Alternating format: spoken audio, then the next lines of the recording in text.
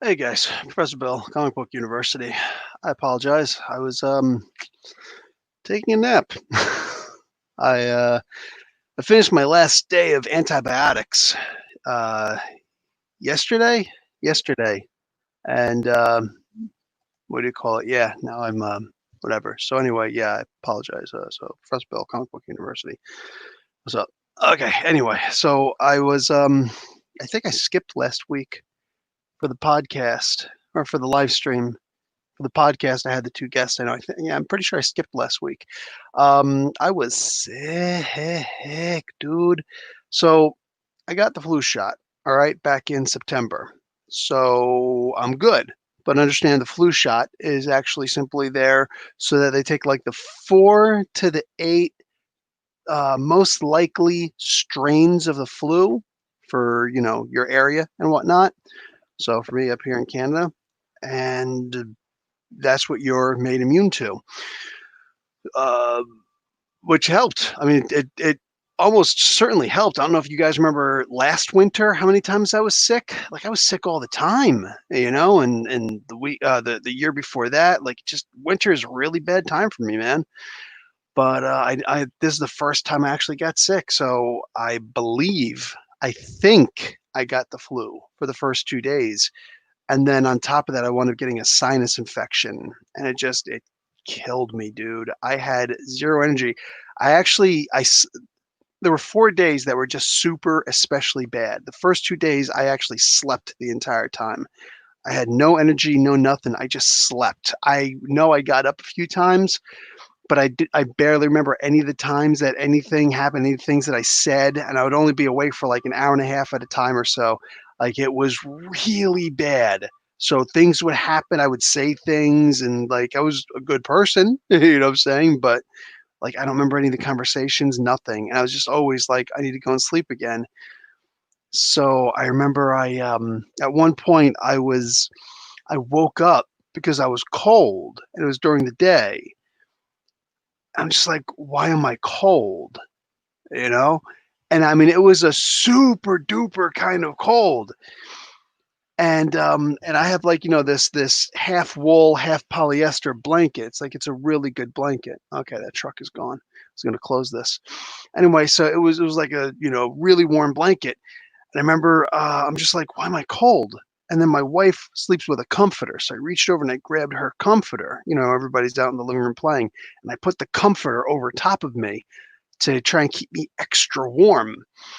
And it didn't work at all. So I'm going in my head as delirious and insanely tired as I am. I'm trying to wonder, like, what the frick is the matter with me, right? And stupid lessons from when I was a kid in school, like grade school, about warm-blooded creatures and whatnot, and how they don't generate body heat. So I'm sitting here trying to think to myself, well, why wouldn't I be generating body heat? And then eventually, like it took me a while, so I called out to my wife. And I'm like, I'm really cold. I'm not producing body heat for some reason. Do you have that hot water bladder? And she's like, huh, I think I do. So we have this one red. It's just basically a big rubber bladder that you could put hot water in it, and it's supposed to keep you warm. She couldn't find it, so while she was looking for it, she took a what do you call it? One of our super cotton washcloths. She put that in the oven. So then she goes around, she starts looking for it, and she's like, okay, I can't find it, but I found this hand warmer. I have a whole bunch of hand warmers. She's like, I have this hand warmer just to try and help you out. And I already got it started for you. He's like, oh, cool, thank you. And I stuck it under my armpit and I'm laying there. I'm like, well, that part's warm. But like I'm to the point where I'm about to start shivering. I'm so cold. I can feel I'm about to start shivering. That's when all of a sudden the first stage of hyperthermia is going to start. That's where it's going to get really bad for me. So she comes in, she's like, okay, still looking for the bladder, but I got this washcloth. I was like, ooh, put it across my back and hurry up and put the blanket back over top of me again. So boom, I was like, oh, this is awesome. So hot towel, not because of water, because that'd be bad. You know what I'm saying? You don't want to sweat in a case like this. But anyway, so I stuck that on and then finally she found the bladder. She's like, hot water. I was like, yay! So I get in there and just like holding, I was like, oh, it's so hot. This is gonna sound weird, but it actually started to burn my nipple. think it's still a little bit sensitive. No, I think I'm okay now. But it actually started to burn my right nipple. And I was just like, oh my God. So I kept on trying to put it lower and lower and lower and turn it sideways. Like, you can't touch my skin. The whole thing can't touch my skin. I was like, oh, wait, like I wrap it in part of the blanket. But I was like, oh, yeah, that works. That works. That works. So it finally sounds so stupid, but I finally heated my core temperature enough that I could think again. And like, why wouldn't I be generating body heat? Babe, when was the last time I ate? She's like, I don't think you really ate anything for the past 2 days. I think it's been like 3 days since you ate. I wonder if that's why I'm cold. So I only had the energy to get up and eat. Like, I think I put 2 or 3 bites of I don't remember what it was in my mouth. I think she had some kind of like she had like a baris, which is like a rice mix, but it had some meat, like some ground beef that she made growing into. I'm just like, nah, I'm not. I went back and lay in bed, and I was able to generate body heat again. It's like mission solved. Next day, I actually felt pretty good, but I realized that I didn't have any sense of taste or smell. If you guys are on the Facebook group, it's Comic Book University Facebook group. You just look it up like that. There's a Facebook page where I just post, videos and I just post whatever. But there's the Facebook group, Comic Book University Facebook group. On there, I posted the image of me going to get a COVID test. So up here in Canada, they do like a quick little swab in the mouth, and then with the same Q-tip, apparently, right up in the nose also, which is like, okay, ew, ew, but whatever. So they didn't have to do the thing. I was expecting the thing where they stick it all right in the back of the nose to the sinuses, but that didn't happen. It's actually a drive-through also.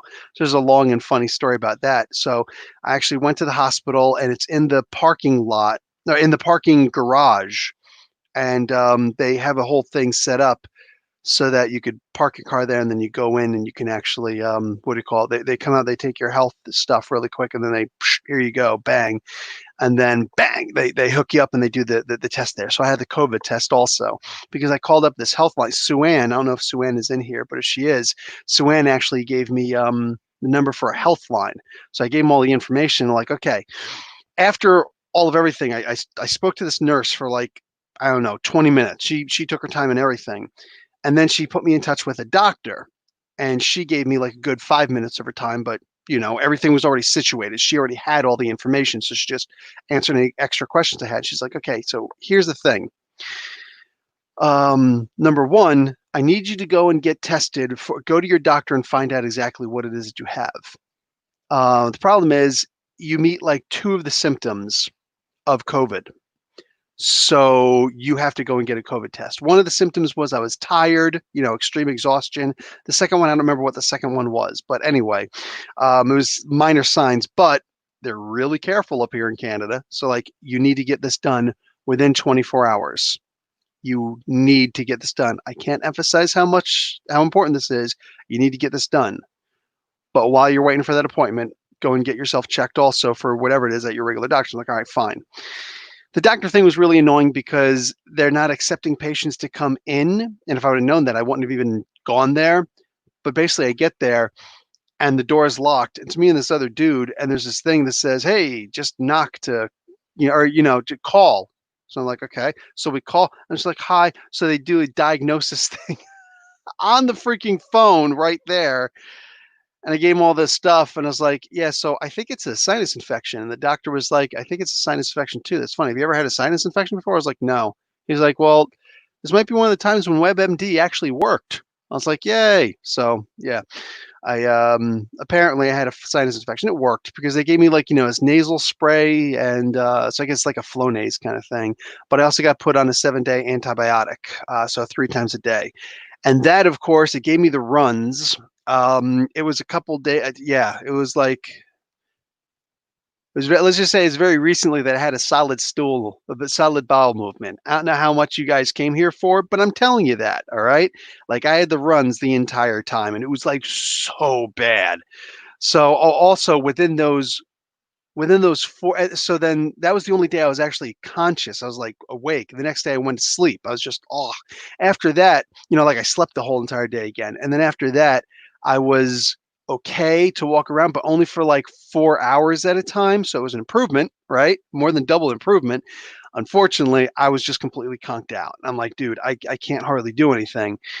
Yeah, so even the videos that I did, it was like, oh, read a comic book, do a video, and boom, go to sleep. Wake up later, edit the video. Maybe I could post it. You know, so it was just one of those really wonky things, man. It was so bad. I was so exhausted. But yeah, so yeah, and I'm still dealing with.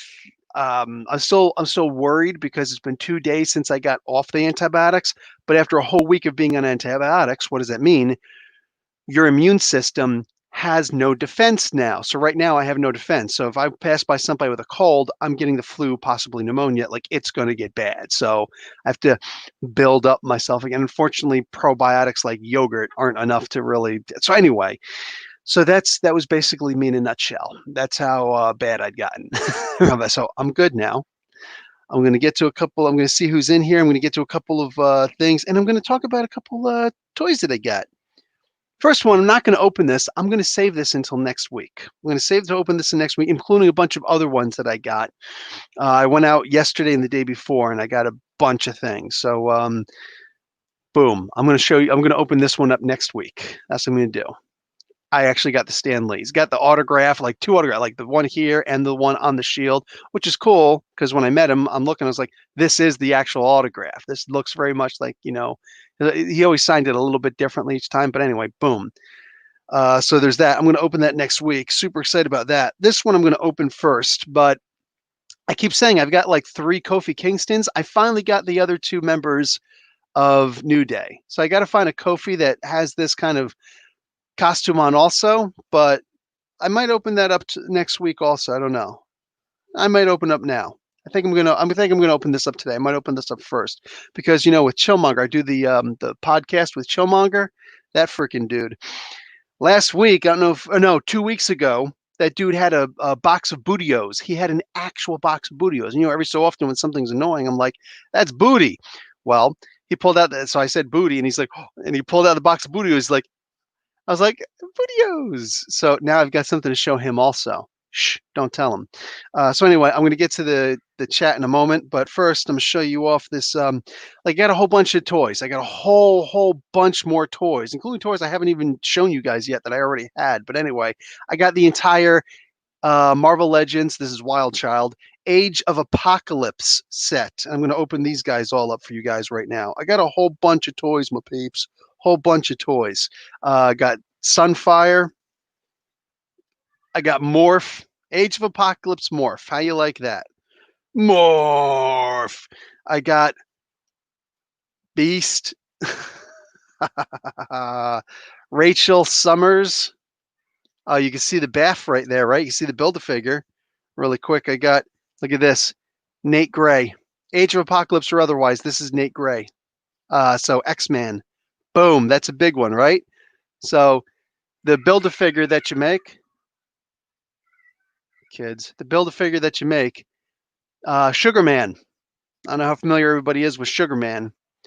If you're a Colossus fan, you know who Sugar Man is at the very least. If you're a Mr. Sinister fan, you know who Sugar Man is at the very least. So I'm open. Wow, there's a lot of toys I got open. So anyway, let's talk about who's in here really quick. And I saw a super chat. What's your favorite thing to eat while sick? Oh, I don't actually eat, Master Jarl. That's a problem. I don't eat. So I don't, I have no appetite. Plus, hey, if there's a problem, maybe we could start disseminating bedtimes early. Is there a problem? I only heard one no.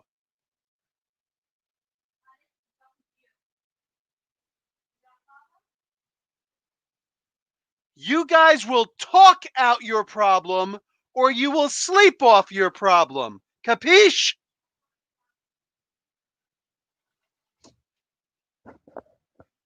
Sorry, y'all. Had to lay down the motherfunkin' law. Man, like that got crazy. I don't know if you guys could hear that, but I could hear that with headphones on. Wow, I don't even know what they were fighting about. Okay, so anyway, had to lay down the law. So no, I don't eat. So it turns out inside of those I forgot to actually mention this, inside of those 4 days that I was sick, I actually lost 10.2 pounds. Like, I feel it because it's, a lot of it's water weight, a lot of it's muscle weight also, though. Like, I'm not as strong as I was before I got sick. Wow, it was bad. Like, I like to do my DDP yoga, and I'm sitting there doing my DDP yoga, and I'm just like, dude, I've got no energy for this. Oh my God. Like, that virus, whatever all that stuff was, busted my butt. Plus, since when you lose your sense of taste and smell, it's called like epoxy, I think it is. You lose your appetite also because like there'd be times I'm sitting there, I'm doing whatever I'm doing, and all of a sudden I'm like, I think I should eat. Not because I felt hungry, but because my stomach was actually violently rumbling. And I'm like, the heck is going on down there? So yeah, I actually didn't check my weight again since, but like 10.2 pounds inside of 4 days. Like you lose that much inside of a month, and the doctor's like, whatever you're doing, stop. You know what I'm saying? So it's bad. So Silent Night is here. What's up, Silent? Uh, we got Mark Guerrero is here. Few white voice actors are quitting their black characters. These people realize everyone does it. Phil Lamar played an Asian man in Samurai Jack. No anime dubs get Asians. It's just a voice. How do you feel about that, Mark Guerrero? Because I have an opinion on that. Uh, let's see, Cryptid, what's going on there, dude? Master Jarl, what's going on? He says, hey, good people, and Cryptid, what a butthead. You see, Canadians can be jerks. I'm saying, I'm here. I'm an American in Canada. I'm like, they can be jerks, all right? It's that subtle jerk thing, though.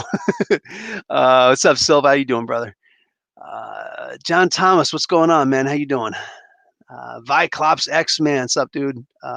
Professor Bill in chat. What are you going to talk about tonight? ICT villain? I don't know. ICT villain. You should change your name. No. Vinny. Okay. ICT Vinny. I don't know. What do you want to talk about today? By the way, what AMA means ask me anything. What's up, Corey? What's up, Corey? What's up, Corey? You said hello. Just finished Sarah Connor Chronicle. Oh, yeah. The first season was great. Second season was pretty good, but it had Brian Austin Green showed up. Why do people keep on bringing back Brian Austin Green? It's like, couldn't he just died with 90210? Seriously, man. Anyway, anti-mutant agency. Silva's funny. I am not anti-mutant. Yeah, it means ask me anything. There we go. Bang. Is Professor still under the weather? Yes, I am. Wouldn't it be funny if he never showed up? That would not be funny, Master Jarl. Yeah, see this passive aggressive crap? All right, see this? Let's see. I have a soft spot for salvation. Okay. Good topic for this conversation. Yes, I am late for class. I apologize. I'm voting for second kid situation. How about we talk about the Empire? Empire. The first episode I did it. Whatever it is, what it is. Breck Warren is here. Lord Kinboat is here. Am I missing anybody? Thomas is here. What's up, Thomas? Raven. Good day. Bow. Sorry to hear, Professor. I learned an hour ago my best friend went to the hospital to find out he has pneumonia. Also get it. Yeah, of course, he has to also get tested for COVID. That pneumonia changes everything, dude. That first time you get pneumonia, it changes everything. Man, I wish nothing but the best for him, man. David Presley, what's going on? Eating some cheesecake. Ooh, cheesecake. Adnan, what's going on? Let's see who else. Who else showed up? Let me just see who else showed up. Boom. Ronnie Hippolyte. You're a Hippolyte? Sick, dude. Those were incredible warriors back in the day. I'm thinking Hippolyte. I don't know what a Hippolyte is. It's like, is that like Hippolyta, Wonder Woman's mom? Anyway, okay. Oh, Reggie Simmons. What's up, Reggie Simmons? Caleb is here. Okay, JT Gamer. What's up? Sebastian is here. Yo. Oh, Sebastian, you're going to want to be here next week because I may or may not have gotten some 6-inch G.I. Joe figures. I'm saying. So anyway, but I'm not opening those this week. All right, saving some stuff for next week. I'm saving some stuff for next week. All right. I think it's dumb. It's just a voice. You have black people who voice white people and things, and that's fine. They aren't going to let white voice blacks. Then blacks shouldn't voice whites. Can't have it one way. Martin P, what's up? Yeah, there's definitely something to be said about that. So I'm gonna open up the new day. Like I said, I finally have an Xavier Woods and a Big E Langston, but I finally have these guys because I wanted these guys to match. Now I'd like to get a matching Xavier Woods. I have 3 Xavier Woods already, but I don't have one that matches these guys. So if I could find one that matches, that would just be awesome. So anyway, yeah, they each come with a plate of pancakes. Ooh, pancakes. Pancakes. So let me pop these 2 guys open. Put this garbage down here. Kabam. Take that stuff out later. All right. Bang. So here you go. Xavier Woods, Biggie Langston. Nice. These are solid figures. They're these are the ones from that particular wave. These guys, they've got decent articulation. Their arms actually do go up in the Y formation, which is awesome. The only thing that's extra about these guys is that you can see their feet will turn like this right at the top of the boot, but they don't go up or down. So there's only one flat for these guys, which kind of stinks. The other thing is that they don't do the splits. You could do the splits like this, kind of, but that's about it. They won't from the side do the splits. Oh, and they don't have an ab crunch, so they can turn this way, but they won't go forward or backward except like this. They do it at the waist, not at the. They do it at the hips. Excuse me. They won't do it like under the torso, which kind of stinks. Oh, and of course also the head, kind of side to side, but absolutely no up or down whatsoever. So therefore definitely no side to shimmy, whatever. So yeah, it's not the greatest figure in the world. They are improving them though. Look, the wrist can actually move side like that. So that's actually pretty cool. Usually these guys do and they're single joint, elbow, single joint knee. So it's really the best that you're going to get with articulation for these guys. Yeah, that arm does not bend a lot. I mean, that's kind of okay for Big E, but I don't know if you guys have ever seen like the ride along, WWE ride along. Big E in real life can actually do the splits. He can actually do this. He can sit in the back seat while Xavier and Kofi are in the front seat. He can sit in the back seat and do the splits so that his feet are actually out the window.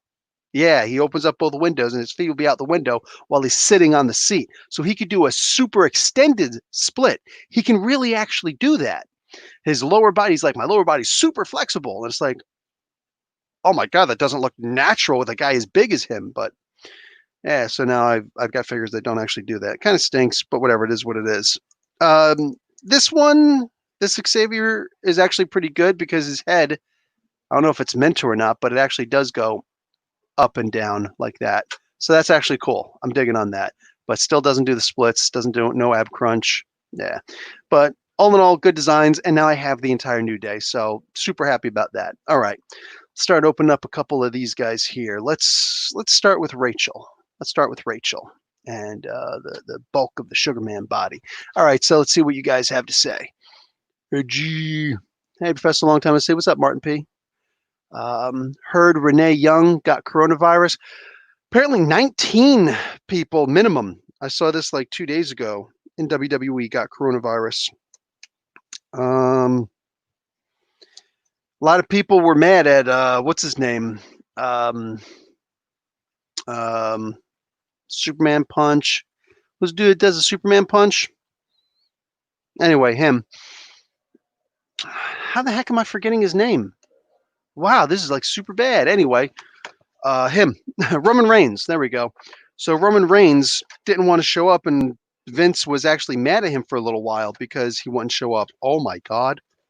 Look at the insert for this. Look at the insert for this, my peeps. Whoa!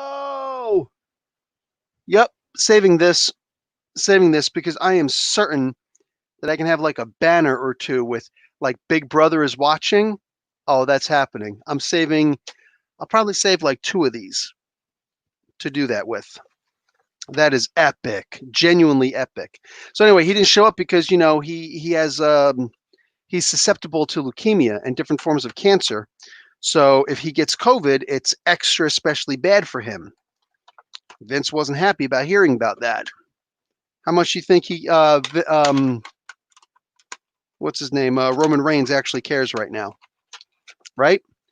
Because he gets to live. He gets to live. He knew that those close proximities, not worth it. And he was right. When you are susceptible, you stay home. That's the intelligent thing to do. Vince McMahon is a brutal bully. You know what I'm saying?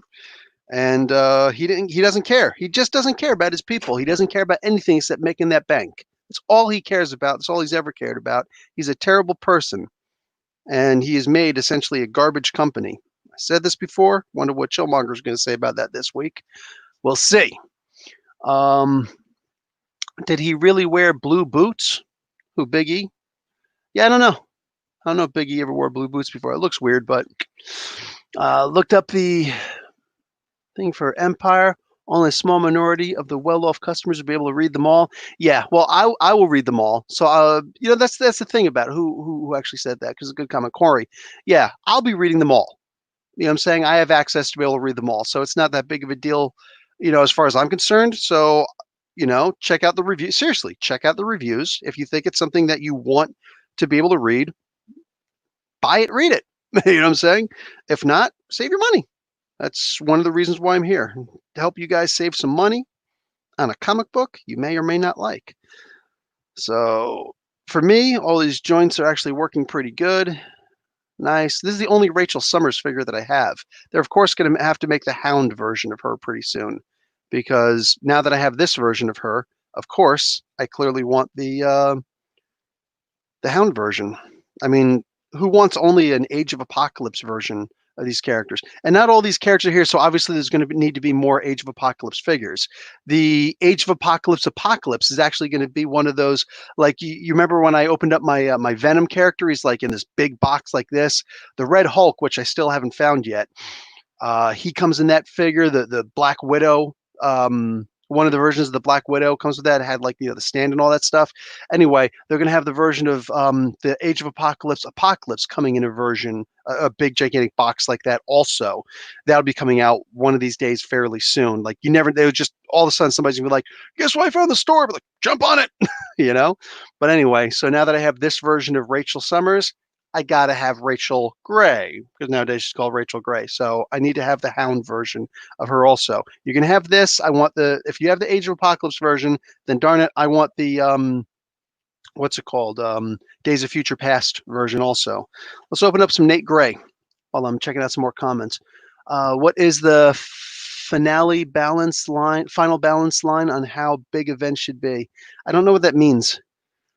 Yes, meanwhile, there's an upcoming Netflix miniseries called Japan Sinks, actual title, and I want to let you all know it comes out July 9th. Just one thing, don't let your kids watch it. So Japan Sinks. Okay, sounds cool. I'm waiting for Transformers Siege to come out. That's going to be coming up pretty soon. Hasbro Transformers, they just announced that they're going to be, this was just yesterday, they just announced a whole bunch of new G.I. Joe figures and Transformers figures in 2 separate live streams on their Hasbro Pulse Facebook page. So that's kind of cool. Let me save this Age of Apocalypse insert also. Get over here. Okay, and then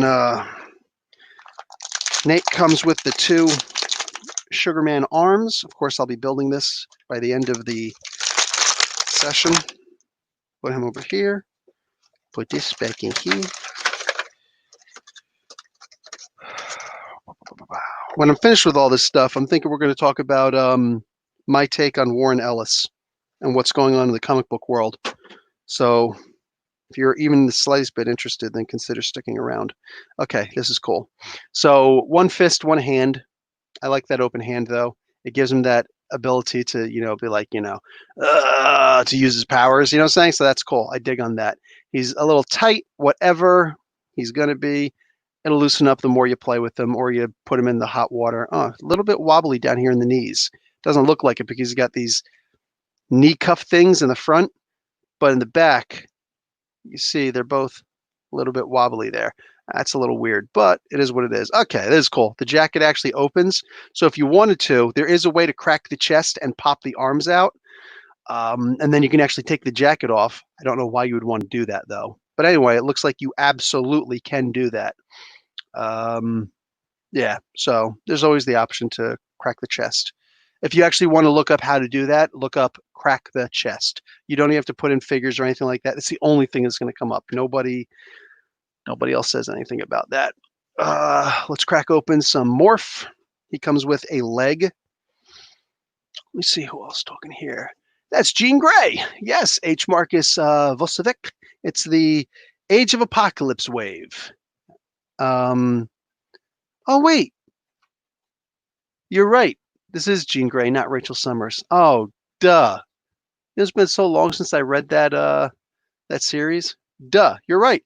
You're right, though. Good. You called me out. Nice one. That is Jean Summers. Jean Grey, not Rachel Summers. My bad. My bad. Well, yeah, it even says it on there. Duh. Durr. But you're right. My joints are working better. Silva. It's AOA Jean Grey. Yep. That's a hot figure. I got all the trades for the Abe Sapien. Oh, nice. I haven't read Abe Sapien, but I am interested in reading Abe Sapien. If I remember correctly, isn't that a Canadian comic book? I could be wrong. I was just wrong on the Jean Grey thing. I could be wrong on this also. I think it is, though. When I went to Fan Expo Canada, Carlos, Gotham Central, largest comic book store in Canada, he gave me a vendor pass to get in because I didn't have the come on, man. I didn't have the press pass. They didn't give me the press pass. At Toronto, they gave me the press pass, but then they canceled it because of the COVID. But yeah, so that happened. Anyway, he gave me the pass, and he just put a bunch of names because it's for literally whichever one of his employees he wants to give the stuff to. So the one that he gave to me said Abe Sapien. So he just put a bunch of comic book names and everything. So I was Abe Sapien the Fan Expo weekend last August. So here you go. Boom. Morph. The cape is removable.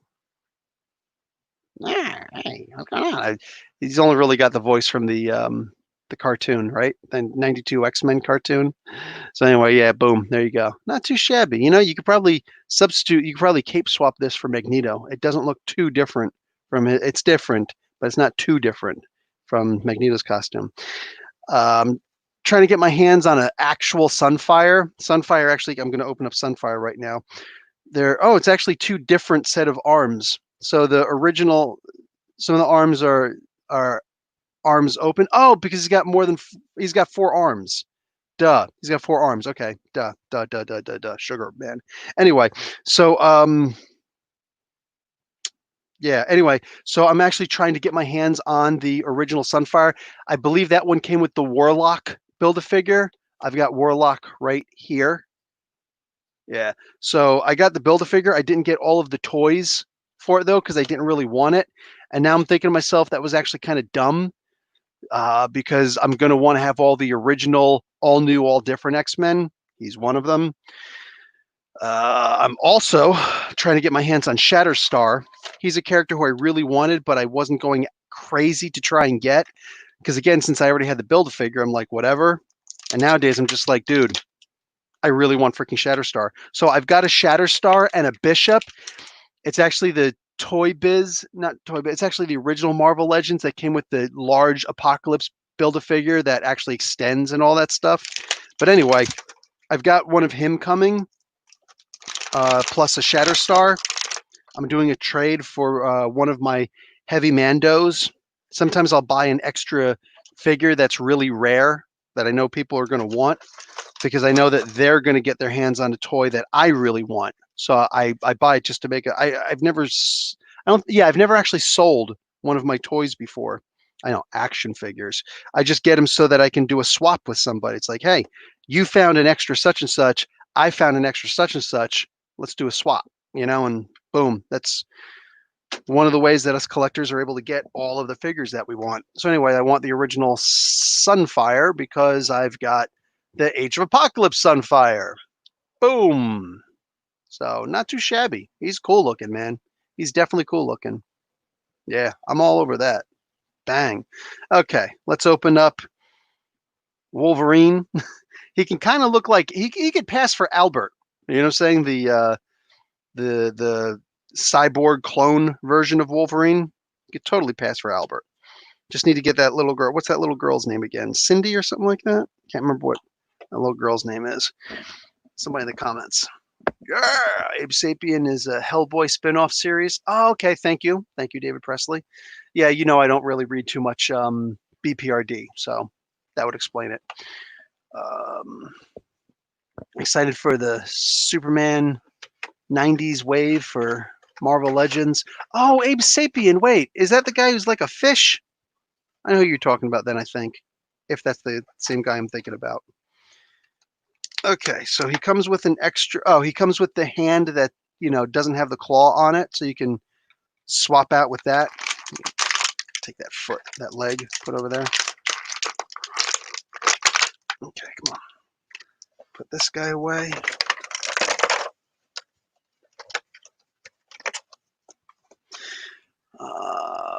Wow. Liking the non-build-a-figure version of En Sabah Noor? Yes. Yeah, it looks sweet. Like, even people who don't like Age of Apocalypse are like, I'm getting that Apocalypse because he just looks amazing. All right.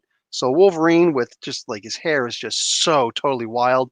And it comes with, he had his left arm cut off. So he's got the claws on it like that. So he could slice somebody up. Boom. But also the one where he doesn't have the claws on it. So you can always just pop this one off. See, it made a popping noise. That's what it looks like.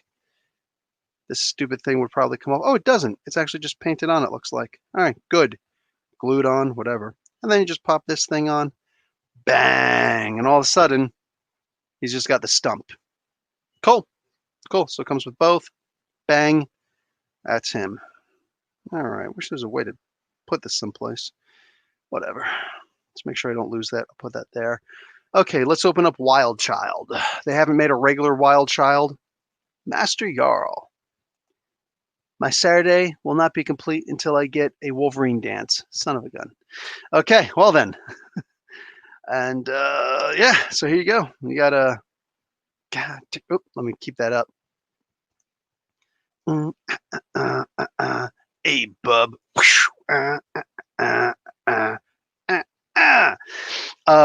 Thank you for the super chat, Master Jarl. What's his name? We still need a bunch of these Age of Apocalypse figures. Like, for instance, I was thinking to myself right off the bat, where's Colossus? Right? And where's Cyclops? Cyclops with the one eye missing, so he's actually a Cyclops, so to speak. You know what I'm saying? So, but also, I kind of want the Gamma Flight version of Wild Child.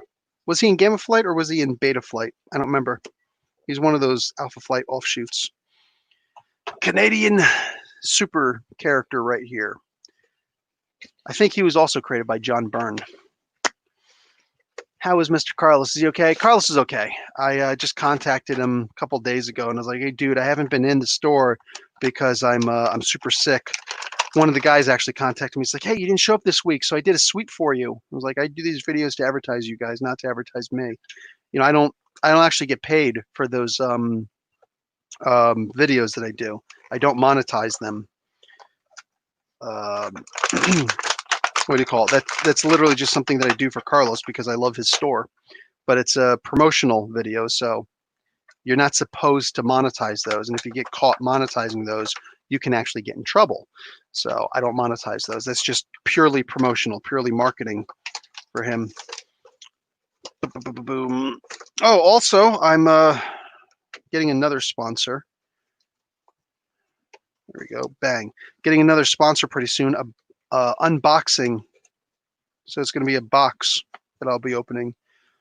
So the July box is on its way to me right now from the States. So we'll see what that looks like. So You guys can check that out. And it actually looks really cool. Like, no joke, it genuinely looks really cool. So I'm looking forward to doing that. Just a heads up for what's up in the future. So he's got this totally awesome chain. Now, one of the best things about this chain is that you could use it for Ghost Rider. That is awesome. Like, you just slip him right inside. Boom. There's the chain. It's on him. He's got the chain. All right. So he's breaking free from the chain and whatnot. Chain, chain, chain. Chain fool. So there we go. Bang. There's Wild Child. Not too shabby. I'm digging that. Definitely digging on this. So he's a cool character. I likes it. Last, but definitely not least, is Marvel's Dark Beast, but it's Marvel's Age of Apocalypse Dark Beast. And I'll be using him as all of the Dark Beasts because this is just a freaking amazing. Like, Dark Beast, in my opinion, sorry, guy, I know there's a bunch of people who love Beast. I love Beast also, but I love him for exactly what he is. He's a dumb character. He's a dumb character who I love his friendship with Power Man, Simon Williams. And I love the idea that he's like super strong, but he's got zero endurance. So as he's hopping around and blah, blah, blah, blah, and it's hard to catch him, he's not as agile as Spider-Man or Nightcrawler, but he can hop around, he can climb on walls and, you know, by gripping onto stuff. But when he gets hit, he gets knocked the heck out. You go back and you look at some of those old comic books, any of those old comic book series with Dark Beast or with Beast, he is constantly getting knocked the hell out. And that's one of the things I love about him too. He's not a fighter. He can fight, but he's not a fighter. He's not meant to be able to go toe to toe with a bunch of people. He could do it with regular humans. You put him against anybody who's a super, he's getting knocked out because that's who Beast is. So this guy comes with the Sugar Man mallet. Sugar. And boom, he also comes with an extra set of fist and claw, which all big characters should. So boom, there he is. So he comes with 2 open claws or 1 big like slapping kind of claw, and then 1 fisting punch. Fisting, I said fisting. So anyway, boom. Yeah, this is an amazing character. Look at the fur on the sides and everything like that. Just, man, this is a gorgeous character. Like, it doesn't shine, but down here it shines. There's the reflection glistening. That's like a 1-inch shine or so. Ab crunch. Like, this is, and it's also one of those characters that the chest and back allows him to move. So he can do that, you know, that big, looks like he's coming down like that. Just that is awesome. And he's going to, doesn't go forward as much as I would like, but doesn't matter. He just, man, this is cool. Yeah. Yeah, this is a sweet character. This is a very sweet character. Bang. Digging on that. Dark Beast. This is probably going to be the one that everybody's looking for the most.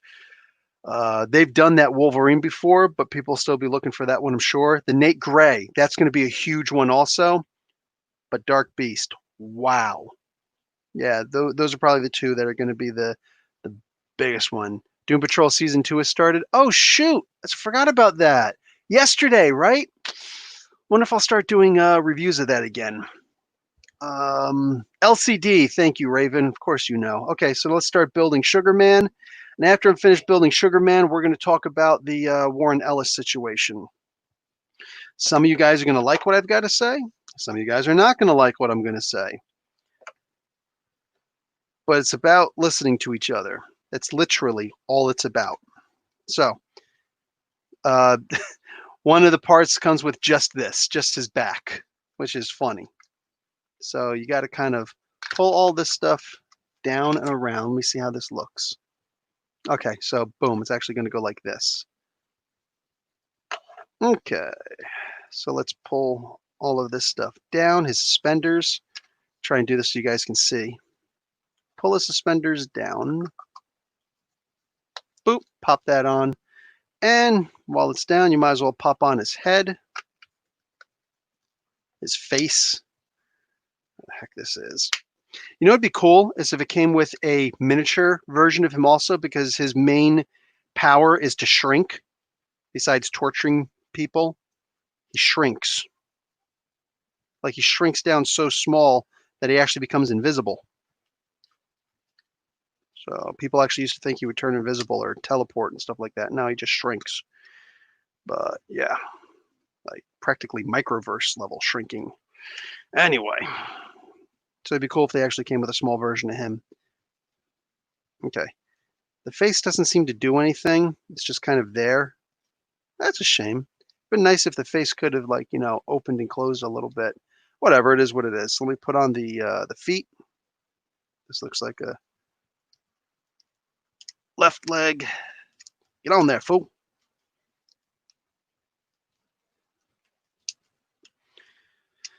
And then a right leg.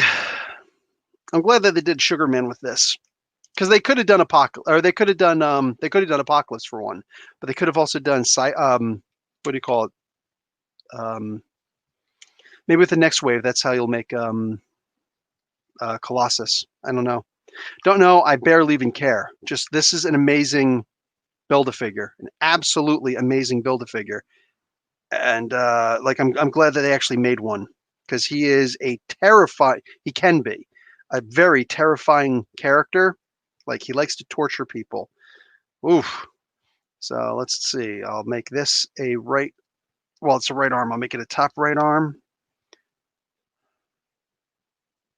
I'll make this is a left. Make this a top left. Here's a right. Put this here an open right, bottom right. And then we got a bottom left. Just like pointing.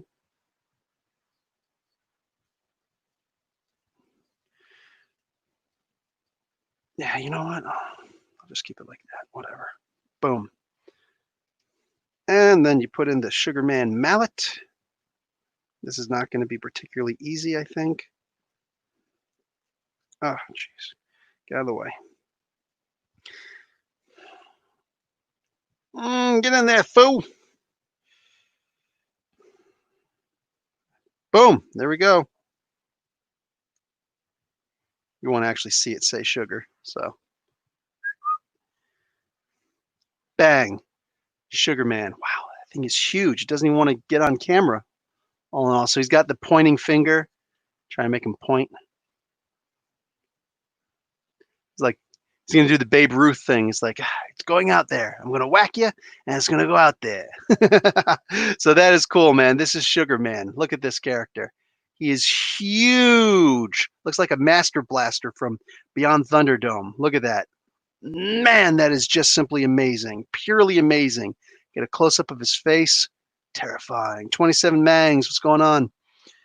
Wish the Sugar Man Baff had his tattoo. Yeah, right? Where are the tattoos on this guy? That's actually an important question. I wonder if I could draw those in. Either way, he's got his little buttons there, so that's cool. I dig on that. This is a cool character, man. This is amazing, and this just came out. So, bang! How you doing? Absolutely love this figure. Love, love, love this figure. Balances for the most part really well. Yeah, this is sweet. I'm gonna show this to my wife and just freak her out completely. I'm like, comic books are terrifying. Yes, they can be. All right, bang! That is awesome. All right, let's finish up some of the stuff here. It was Gamma Flight. Thank you, Raven. Harley season 2 just ended. Sucks for Kite Man. He walked away with his self-respect intact. Yeah, somebody told me that Kite Man was in there. Probably watch it. But yeah, Doom Patrol season 2. Got to watch that. How much stronger is Dark Beast over Normal Beast? I think that they're both about the same strength level, if I'm remembering correctly. It's just that Dark Beast doesn't hold back, Duarte, what's going on? Looks like something out of Beetlejuice. Nimrod is going to be a deluxe figure. That's right, John Wright. You're right. Nimrod is going to be one of those. It's going to be a 3-pack. I forget who else is in the 3-pack, but Nimrod is going to be in there. And I showed this on the Discord not too long ago. Shoot, let me show you guys the Discord. Give you guys an invite to the Discord. Copy, boom. Corey's in there right now if you guys want to talk to him. Boop, boop. There you go. Bang. So, yeah, you have the Discord there. And what The heck did I just see in there? Tom just went and posted in the Discord that Ethan Van Sciver went live with Gem Mint Collectibles. Is what it is. Oh shoot! Something else that I have that I opened and I forgot is 4 of these cassettes for the Transformers. It's not any of the named people, just in general. There's like wave 3 of the Spies for Soundwave. So you got 2 characters here that'll turn into the oh, for crying out loud, I know his name. The Bat character. And then 2 figures here. This one actually looks like Rumble. But anyway, 2 regular robot characters that turn into the cassettes also. So that's cool. So I got these. They don't come with anything else except an instruction pack, is what it is. But I likes them. I likes them a lot. So boom. Yeah, I got that. Okay. Apocalypse versus Monarch. Oh, I don't know. Who do you think? Definitely figure that'll stand out in your collection. Heck yeah. Can you give me the ABCs of this Sugarman character? I confess never to have heard. I pretty much told you what there is to know about him. He's basically a character. Mr. Sinister had a lot to do with him. What do you call it? And yeah, he tortures people and he tries to combine mutants and things like that and get people connective tissue. He's basically like a human centipede, you know, making character in the Marvel universe before there was a human centipede. Laser Bat, yeah, do some Imperium. It's not that, it's something like that. Liking the Batman shirt, thank you. Heard Michael Keaton is coming back to be playing Batman. Yeah, he's gonna be playing like a old man Batman. I'm still wondering if they're gonna be getting I know his name, the guy who played Negan from Walking Dead. If he's gonna come back and play Thomas, because he already played Thomas Wayne. Is he gonna be playing old man Thomas Wayne? All right, so let me. I only have a little bit of water left. Okay, so let's have ourselves a talk about what you call it. The oh, first off, R.I.P. Joe Sinat, very, very, very prolific artist for Marvel especially. This guy, he's mostly famous for his inks. That's his main thing. He's won a bunch of awards. I'm going to talk a whole lot more about him in the podcast, which will be coming up this morning. How is Bagel? Bagel's fine. Bagel's been keeping me company a lot. Laserbeak was the robot vulture. This is the robot bat. These are 2 versions of the robot bat. I have a Laserbeak and I have a different version of Buzzsaw, but yeah, I don't have. Anyway, so Joe Sinat actually inked those first pages of the Fantastic Four when it first came out with Lee and Kirby. That's probably what he's most famous for. But he's one of those inkers. He's been there since Atlas comic days. So yeah, just amazing inker. He's just been there. He only retired last year. Think about that. He's still been inking comic books. He's still been doing covers and things like that. He's still been working. The guy was absolutely amazing. And he's been working at Marvel since before it was called Marvel, when they were still called Atlas, and another company before that too. I'll get into all that good stuff in the podcast. But anyway, yeah, I'm really sad that he just died. Just died at 93 years old. Okay, so what you call it? The lack of consistency. Yeah, you're not wrong. He's got the height. So what do we got here? We have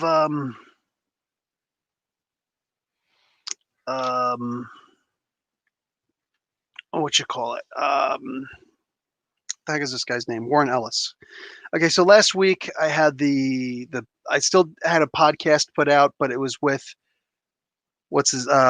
Comic Boom came in and he was the special guest to fill in for me, and Chillmonger was still there, of course. Wouldn't feel like a regular podcast without Chillmonger, you know. So he's there. So he's there also, and they were talking about the thing. Glad they were too, because I was just completely out of it. I didn't know anything about what was going on, and here it is, more than a week later. I still don't know a whole lot more about what's going on. This is a particularly messed up moment in the world. All right. So, like I said, there's going to be some people who I'm not going to sit here and do a bunch of ums like Kelly Sue DeConnick did. She did these 2 Instagram posts, which were so frustrating. It's like, lady, all the respect in the world. If you don't know what you're going to say, don't get on and talk about it. It's as simple as that. And then in the morning, she did another one. It's like, I'm probably going to regret this. Well, then you're making a bad decision. I regretted watching it because the entire time it's just, it's, oh my God, this is painful to watch. This is so painful to watch. Say what you got to say. Just say it. Think the thought out. If you're thinking of what you've got to say while you're responding to it, maybe you shouldn't be talking about it because you clearly don't know what you want to say. So don't make the mistake of saying something that you're going to have to retract later, or that you at least should retract later, because people retract things. I retract things. I say I'm wrong all the time, but I at least try to think things out before I, talk about them. So there's that. Good show. Enjoying you collecting stories, catching up. What's up, Joe Pinocho? So, Strong Guy will be the next Build-A-Figure. You're right, and that'll be in the John Wright is Right Again, in the Deadpool wave, which Shikla will be one of the characters, and Jeff the Land Shark will be in the Shikla thing, along with the Build-A-Figure piece for Strong Guy. So we get to make Guido, the Strong Guy. It's okay to make fun of Italians still. All this time, it's always been fun to make fun of Italians. Go figure. I'm Italian. Okay, so I don't know fully what's going on with Warren Ellis, because a lot of women, apparently there's like 50 or more women, there's approximately 50 women who are coming forward and saying, yeah, he did stuff to me too. But very few of them are getting to any actual detail of what's going on. Should women have to say what's going on? Yeah. Yeah, women should. Men should. Everybody should. If you're going to make a comment about something, then you should. Again, if you've got a problem with what I'm saying, try and be a critical thinker. Try and listen to what I've got to say. See if you don't agree with more of what I say as opposed to less of what I say. If not, leave a dislike and leave, whatever. You got to do what you got to do. There's going to be a lot of people who are going to get really super ultra hypersensitive over this. And I am not the person who's going to say, I agree with you and everything you've got to say. That's not going to be me. I don't do groupthink. I've got my own opinion on these things. So, boom. Well, proof, Mark Guerrero. So here's the thing: proof is to I'm True Skills. What's going on? Proof is one thing, because with proof, it's like it's hard to prove something where there is no physical proof of something. There is such a thing as I don't have any direct proof, like direct evidence. Like, look, here's the magic bullet. Sometimes you don't have that, but your story and its consistency and friends and family and texts and things like that, that can serve as a version of proof, a lesser proof, where all these put together do make a burden of proof beyond a reasonable doubt, you know? But the trick is, I'm not seeing anybody defending the guy. Is the guy indefensible? Is it that bad? Do all these people have information that is not being put out to the general public, so that they're saying, he's bad, he's bad, he's bad, and you can't say anything in the inverse, otherwise you're bad also? Are we just canceling people again? Because that seems to be what's going on. Listen, it's getting so bad that I have actually agreed with Bill Maher for the first time probably in forever, probably since he had his own show, Politically Incorrect. I've agreed with him a lot more with that. I think it was called Politically Incorrect. Whatever. Yeah, nowadays his HBO thing is called Real Time with Bill Maher. I can't stand the guy today. I despise this creature feature today. But I saw something that was put out last night, I think it was. I'm like, wow, here I am agreeing with Bill Maher on something. Cancel culture is out of control. You agree with us completely. Even if you say like nowadays, I agree with what you're saying, but I disagree with one of the finer points right away. Oh, you're canceled. What the hell is this totalitarian nonsense? What happened? What happened to critical thinking in the world? Right? You remember a time when we used to be able to think for ourselves and you didn't have the internet constantly screaming in our ears, you have to say this, you have to say that? Don't you dare get politically correct with me. Understand what politically correct actually means, all right? It doesn't mean this, no. What it actually means is, here's the official story from the government. Boom. Do you still want access to these politicians in the news? Well, then you have to be nice to these politicians. Whatever happened to the hard-hitting stuff where you're asking questions of politicians and you're grilling them and you're putting them on the spot? You're putting them in the hot seat. It's like, hello, this is the hot seat. You're going to answer for yourself today. If you did nothing wrong, boom. But we're going to be asking some hard questions.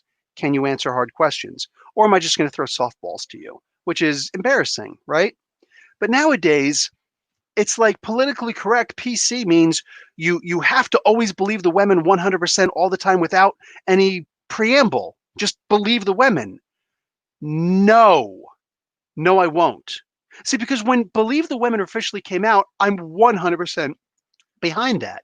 Because you see, you look at the idea of let's say rape or anything less than that, sexual molestation, right? Insinuation, pressuring, anything like that.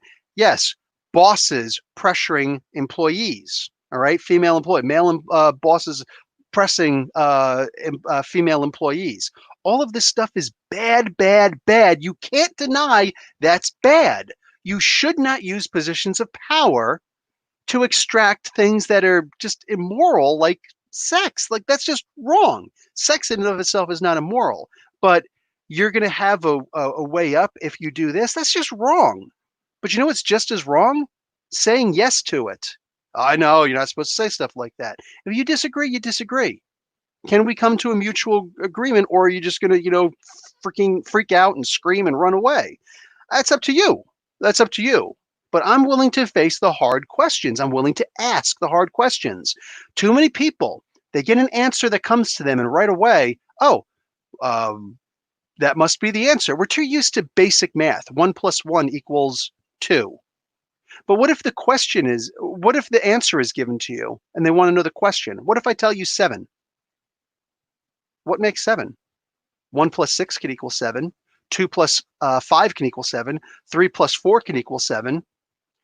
4 + 3 can equal 7. 3 + 4 can equal 7. Like, both ways, right? 0 + 7 can equal 7. 20 - 13 can equal 7. All these things can equal 7. You don't just take the first one and then say, oh, well, this must be the answer. No, no. Algebra is a little bit more complicated. Algebra requires critical thinking. What are all the different ways that you can equal 7? It's almost limitless, isn't it? And that's the thing about it. That's the thing about it. Are you willing to actually listen and realize that maybe the first answer that you come across is not the only answer that's out there, right? Look, what he did on the surface of it, from what I understand, all he did was he did what's called love bombing. I still haven't had that fully explained. It's like when you start using one of these, let's face it, it's a kid term. It's a kid term. It's not an adult term. This is not something that grown adults say, right? This is something that kids say. So somebody in their 20s or under, you know what I'm saying? Like if you're considered a teenager, all right, this is something that teens say. This is not something that grown adults say. I've never in my life used the term love bomb. What? So now I've got to decipher what the hell love bomb means, because nobody wants to say exactly what he did. That right there is troubling. That right there is problematic, right? Oh, just really quick. So Believe the Women was supposed to be, a lot of times women go to the police and they say, I was raped. Something happened. And the police won't really listen. They'll be like, listen, honey, right there. You're being derogatory? You're putting her down? You're right away not believing her. Listen, honey, are you sure this happened? Was this a friend? Was there maybe mixed signals? Right? Was there a crossing of the wires? No. If a woman comes up to you and says that she was raped or molested or something like that, you damn well better believe her, cops, because that's your damn job. It's as simple as that. And that's all that Believe the Women was supposed to mean. And suddenly it was, and since it was put on the internet, it was usurped. And it's Believe the Women no matter what, and no matter who you are. And if you don't, you're canceled. That's not what it was supposed to mean. That is super extra dangerous. Let me give you an example. Aziz Ansari. If you just believed what the woman said, if the woman says, oh, what'd she say? There was sexual misconduct, whatever. Like, I was Me Too. What do you call it? I'm Me Tooing, Aziz Ansari. Aziz Ansari is a comedian. I think his stand up is kind of funny. I haven't seen his stand up in a while because he's essentially Me Too'd. You know what I'm saying? He's gone for a while. So he's been disappeared. He's been ghosted, right? I didn't like his TV show that he had. That was really boring, but whatever. But his stand up was pretty funny, Arab comedian, funny stuff, right? So if she just says I was sexually whatever, then boom, you just believe the women. This is troubling. Here's the thing: she was made to say, or at least she went on out of her way to say what she had to say. Does anybody remember what actually happened with this woman? She says that they went on a dinner date. That's it. Never went back to anybody's apartment. Nothing like that. All the stuff that happened in public at a dinner date. The most troubling thing that she said that he did was that he said, "Do you like what kind of wine do you like?" And she said red. And then later on in the date, he ordered for her, and he ordered white wine.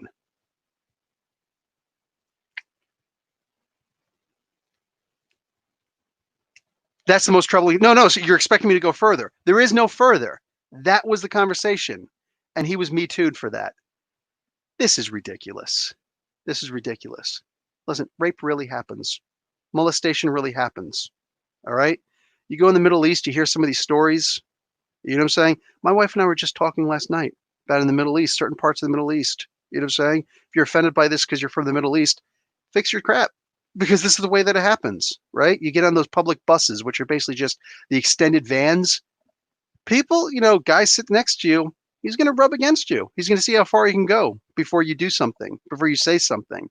And what are you going to say? How are you going to react? You're going to say you're just going to be quiet about it, right? He's going to try and he's going to try and cop a feel. And he's going to feel as much as he could possibly feel.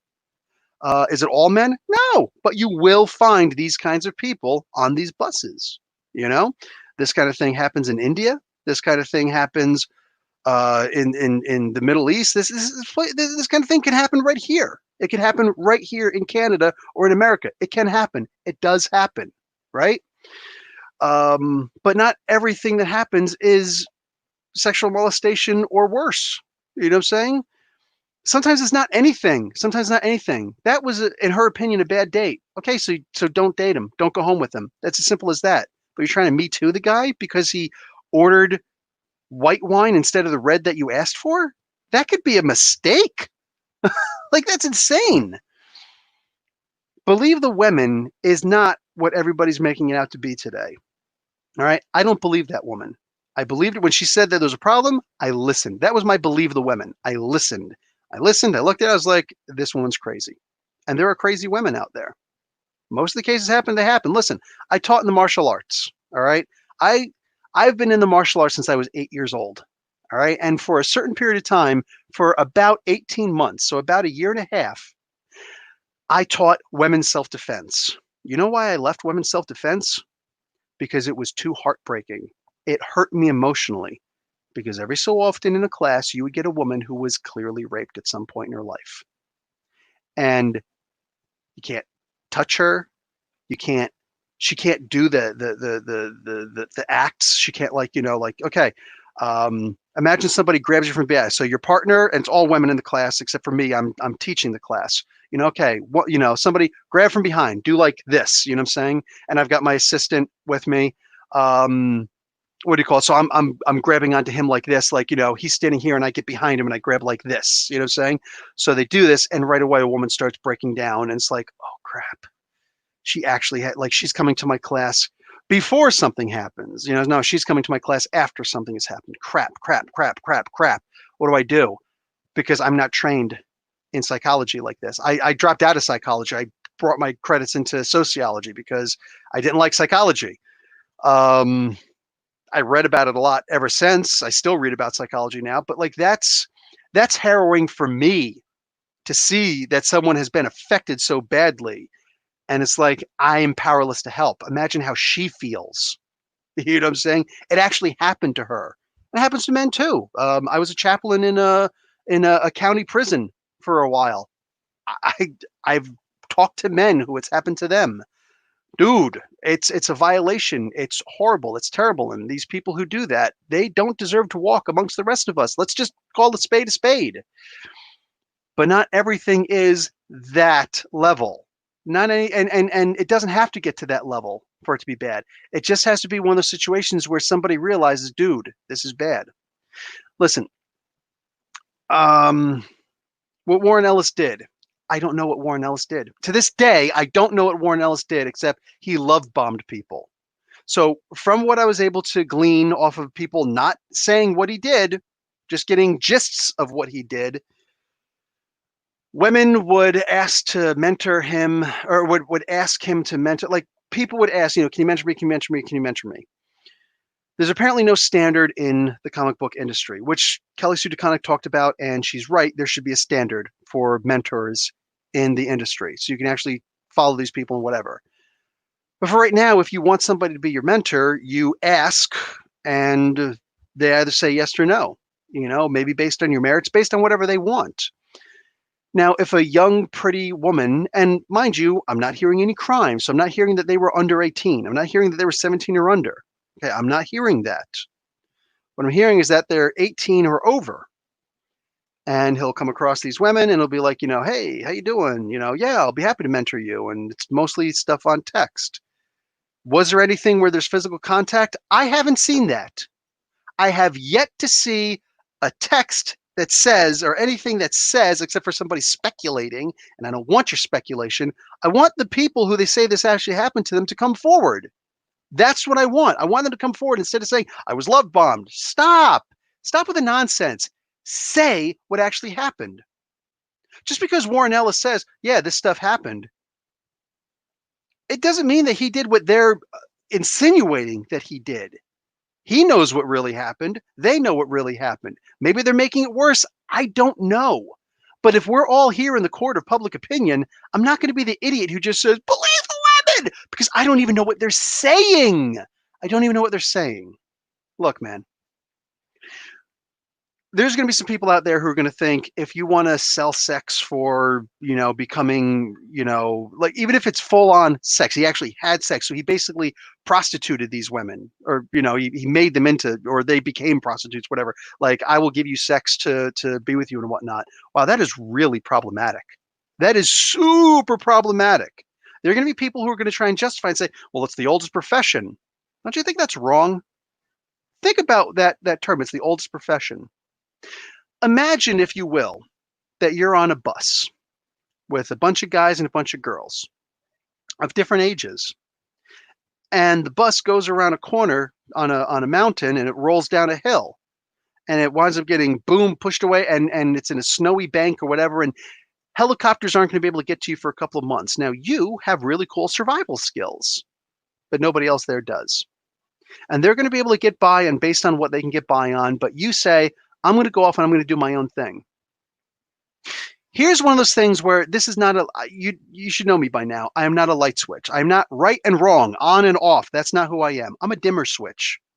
I want to know what is too far. So you tell me what's too far. You decide, I don't want to help these people. I'm going to go, I have the ability to save myself, and I could technically help to save them also by training them, and we can all live in a compound together and whatever, but I want to go off and live by myself. If they live, they live. If they die, they die. Is that wrong? Is that wrong? There is no right or wrong. There's only right or wrong with you. So what do you think? Is this right? Is this wrong? So you, excuse me. Let me see. I'd say believe all women, investigate and research all 100%, Breck. That's exactly what it's supposed to mean. Research all claims, but it doesn't mean make people guilty. People in positions of power giving people sex for bad, also willing to use sex to get what they want. Agreed. That has to be looked at both ways, Mark. So it's the age of guilty until proven innocent. 100% correct, Deuce Imperium.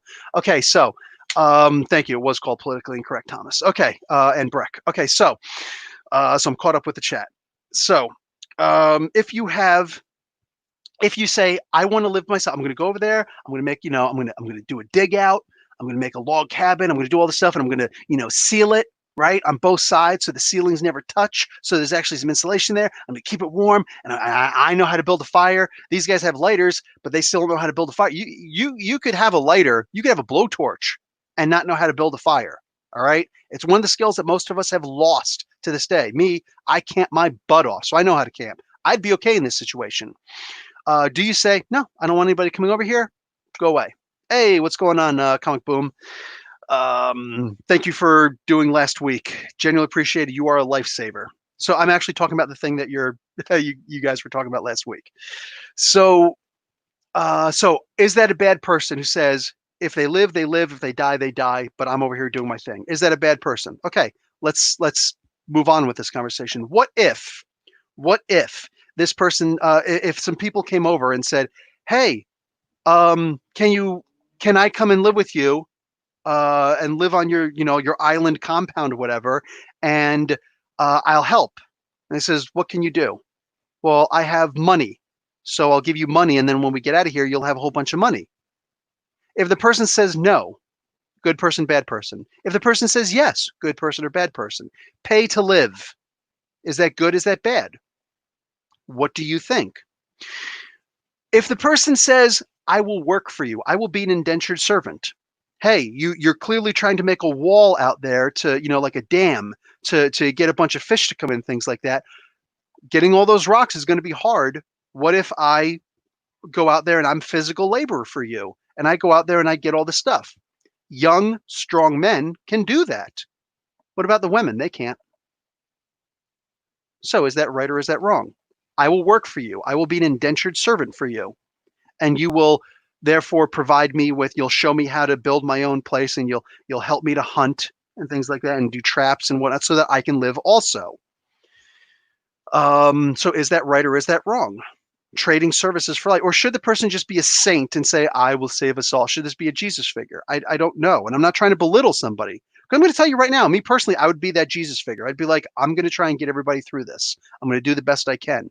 If there's not enough fish, if there's no access to whatever, I'm going to do what I can to try and save as many people as I possibly can. You know what I'm saying? That's who I am. But that's just who I am. It doesn't mean that you have to be the same person. We're not all the same people. So now, you know what I'm getting at. What if some old people come over? "I can't do anything for you. I'm throwing myself at your mercy. Please save my life." Do you say yes? Do you say no?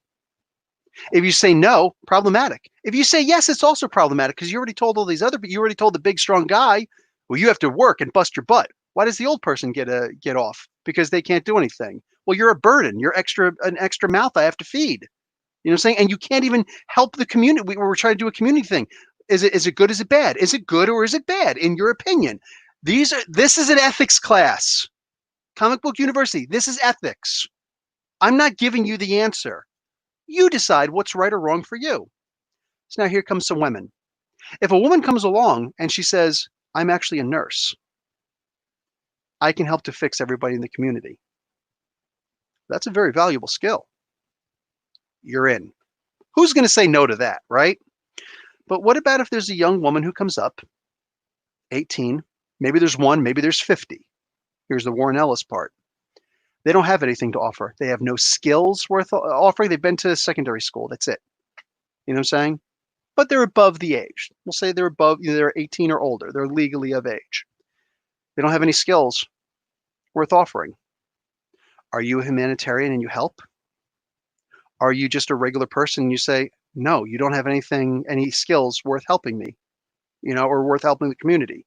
You're going to have to be on your own. You can watch us from a distance and see if you can help, but I'm trying to feed people who can actually help each other, and you have no skills. You're useless. Go away."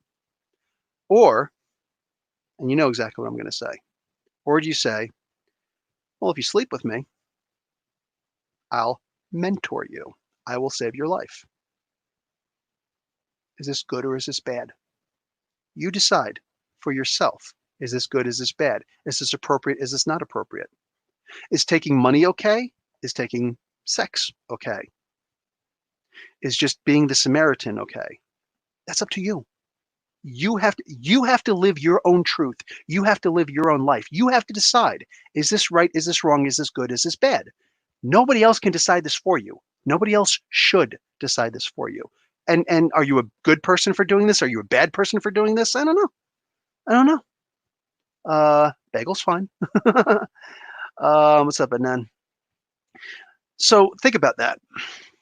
On top of that, let's think about the study that came out. LeanIn.org is an organization that claims to be dedicated to helping women achieve their goals. LeanIn.org. So I looked this up to try and get some good stats here. We're out of the woods right now. We're in the regular world. We're in the regular workplace right now. So according to LeanIn.org, an organization that is meant to help women achieve their goals according to their own mission statement, in 2019, 60%, 60% of male managers said that they felt uncomfortable working with women. 60%, that's more than half. A year prior to that, in 2018, only 28% of men said that they were nervous about working with women. That's up by 32% in a year. That increased by 32%. Wow. Wow. That's so that doubled, that more than doubled. 32% more men than the previous year, like men who are managers, felt uncomfortable working with women. Now, what does that mean, working with women? According to this, one-on-one meetings, socializing, and mentoring. I'm not saying Warren Ellis is right or wrong. I'm not here to decide this for him. I'm not a judge. That's not who I am. I'm going over what I can guess out of this. And you're going to be surprised where I go later with this. I've obviously thought this out. Senior men are 9 times more likely, senior men like managers who are men, senior men workers are 9 times more likely to hesitate in traveling with women. So it's like, hey, I need some people to travel to such and such and such. Hey, you're the senior guy. I need you to go. And listen, do you mind taking Joanne, with you? He's 9 times more likely to hesitate than if another man were asked to go with him.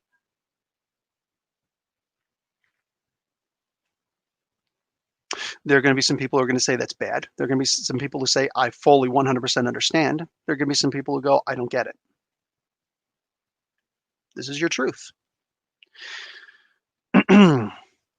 Senior men are 6 times more likely to hesitate to have a work dinner with a female. This is a public location. This is a public place. I remember when I was working in a bookstore, what do you call it? This one employee was like doing a kick butt job.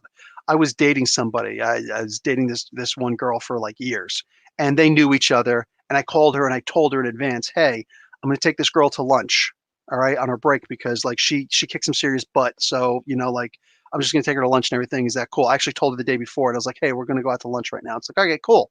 You know what I'm saying? She understood. She knew her, and plus I was taking her to a Johnny Rockets, which, it's not like, some romantic, it's Johnny Rockets, you know what I'm saying? They're entertaining. They dance for you every half an hour, you know what I'm saying? So yeah, I was like, and the people at Johnny Rockets, I go there every day for lunch anyway. So I simply took this girl also, and they knew my girlfriend, they knew everything. So, it was cool. It was cool. But if it was anything less than that, I wouldn't have done it. I wouldn't have done that because I don't want there to be gossip and rumors and the idea that, oh, Bill's cheating, Bill's doing something. Uh-oh, what's going on? Even if they don't know me. Oh, these two must be dating or something like that. No. Stop. That's not the case. This was literally a case of, and I made sure all those things were in safeguard. Even though I knew this girl, I didn't think she would do anything. You never know. Just the rumor mongers can be terrifying. They can end relationships. They can lead to bad things. I was fully aware, and this was back in 2008, and I recognize this. Let's see. Men are 12 times more likely to not want to hesitate, 12 times more likely to hesitate in a one-on-one meeting. When I first started at this company called SideChip, it was a Lucent venture at the time. Now it's its own thing. This is where I was a test engineer there, where I wrote all the test programming for miniaturizing GPS. GPS already existed back in 2002, to 2003. I was only there for 2 years. Anyway, I was the senior test engineer. So all of the tests, I wrote them, and I had 2 people assigned to me to actually, boom, boom, and they were guys. They were guys. A lot of men in engineering, not a lot of women. It's not that women are dumber. It's that women simply don't have, on average, women don't. There's a lot of reasons. One of the main reasons is that women don't have the kind of time that it takes to be devoted to being an engineer, because I worked 18-hour days sometimes, and that was with an hour and a half commute each way. So, you know, there were multiple times I slept in my cubicle. You know what I'm saying? I had a closed door cubicle. I could have had an office, but I didn't need one. So there were many times I just folded my chair back and I slept at the office for a couple hours, woke up and started work again, because we had to get the stuff out, is what it is. Um, you know, so not a lot of women in the engineering field. It's not because they're dumber. It's because, hey, if you're a single woman, how are you going to have this kind of time? That's one of the main reasons why so many women are teachers. You know what I'm saying? Because, hey, my kid has to go to school. I have to go to work. If my work is school, we get off at the same. I can give them a ride. One step too far. Hey, profess, no time to see. Long time no see. So satisfying seeing your hard work, consistency, and quality content paying off with 10K sub bump. Congrats, my man. Earn it. Well, thank you. Thank you very much. Earn edit. I'm going to give you a sugar man. Gonna torture people. There you go. Thank you very much for the super chat. Much appreciated. Yes, rumors, female coworkers. I went to a Sam's Club and someone told my wife that she heard I was at Sam's Club with another woman. It's a funny conversation, but yeah, rumors. Yeah, I can tell you about some rumors. Professor Farnsworth, I don't live on this planet anymore. I don't know what Farnsworth is. Good reason to hesitate. Makes sense considering now you can be fired or have your life ruined over a misunderstanding with a woman. Yeah. When was it the Me Too thing came out? Derek, what's up, Derek? The Me Too thing came out like a couple years ago. So here, I can give you an example of one time. The job I had before that was working at a place called Tech. They technically no longer exist. We were working on a military contract, aerospace. We had a bunch of different projects. The project that I was working on, I was doing engineering work, even though I was considered a technician at the time. I was doing engineering work. They just weren't paying me for it. Is what it is, man. That's the world we live in. America. What are you gonna do? That's the world you live in. So anyway, at Tech, my job was actually to create wireless internet. All right, this was back in '98 to 2000. Yeah, 90. I was there from 1998 to 2000, so 3 years. And we had internet, but 1998. You know what I'm saying? Porn barely made it into the internet by that time. Anyway, I worked on trying to create wireless internet. Excuse me. And it was a fun project, whatever, blah, blah, blah, blah. Ours wasn't the program that was actually picked, but we still did it, and it was fun. It was a lot of work, and we still wound up selling the product. We wound up working with a Korean company. And anyway, so bang, yeah, done. That was there. So there was one female engineer there, no names, but she worked out over here, and I didn't have an office. I just I had kind of an office, but it was in the clean room. It was an ISO 9001 clean room. And yeah, that was where my office was. Anyway, so I came out the one time and I wanted to talk to her, but she was on the phone, and I took a rubber band and I was like, and I flicked it at her desk. So right in front of where she was working, just to let her know, hey, I'm here. You know what I'm saying? You called me out because you want to work on something. I'm here, as opposed to like a knock on the side of her cubicle, because it's all cloth and it's not going to make any noise. You know what I'm saying? She was on the phone. So anyway, just let her know I'm here. No rush, just letting you know. So if this is a personal call, get off it so that we can freaking talk. Anyway, she finishes her call. It's like 5 minutes. I'm walking around. I go and I talk to the mechanical engineer. I'm just hanging out with him. He's actually working in the shop, drilling out amplifiers. So what do you call? Anyway, I come back on. I look and she's off the phone. It's like, hey, what's going on? And she's like, why did you shoot a rubber band at my desk? So I'm like, just getting your attention, blah blah blah, whatever. She's like, okay, that's a little weird. Like, I don't think it's weird. Anyway, whatever. I'm just letting you know I'm here. So hey, what do you need? She's like, no, I'm a little bit worried about this rubber band thing. I'm like, okay, please tell me what you're thinking. What's going on? What's in your head right now? She's like, well, I don't know. Like, if I just walked up and I flicked a rubber band at you, I'm like, I didn't flick a rubber band at you. I didn't hit you with a rubber band. I wasn't trying to hit you with a rubber band. I was doing over there. Listen, if you think it's immature or whatever, I won't do it anymore. Okay. I apologize. I apologize for this. Seriously, like come on. And I was actually a lot more patient with her than I'm showing right now, but I'm really bothered to this day by this. And she's like, okay, so let's just get something straight between you and me. Okay. No more shooting rubber bands. Like, okay. She's like, no sexual harassment. I was like, whoa, whoa, whoa, whoa, whoa, whoa, whoa, whoa, whoa, whoa, whoa, whoa, whoa. I was newly married at this time. Whoa, whoa, stop the press right now. That shooting a rubber band cannot be considered sexual harassment. She's like, I'm just putting it out there for whatever. It's like, this conversation's over. And I walked right in and I started talking to that mechanical engineer right now, who was actually my lead. I was like, I need to talk to senior engineering, like the VP of engineering. I need to talk to this dude right now. So he walked in with me and we started having a conversation. It's like, she's saying, blah, blah. It's like, she mentioned that word. Listen, if I'm in trouble for doing the rubber band, fine me, whatever you want. You want to suspend me for a day, whatever. Just get it over with. All right. Write me up if you need to. But like that, no, no, no, no, no, no. I am not going to get in trouble. Like me, I am not going to get in trouble for sexual harassment. I need this to be squashed now. And it's a good thing I did. Right. I don't know if she was going to go and say something or do something or whatever, but she was talked to. And she was like, no, I don't think they did anything. And she didn't get any trouble for it. And I'm glad she didn't get any trouble for it. But I refused to ever work with her again. Ever again. I never wanted to work with her again. Done. And it never happened. I refused to because that was not cool. Even bringing up something like that. All I did was it, I was, what was I? I was 22. I was 22 years old. You know what I'm saying? I was a dumb kid. I was 22 years old, fresh out the army. You know what I'm saying? Like, come on, man. That was so wrong. Wow. And I wasn't playing with that. And I went and I covered my bases. Most men don't. Most men are like, okay, we'll just never going to bring it up again. But if she were to go and tell, management something like, where do I stand?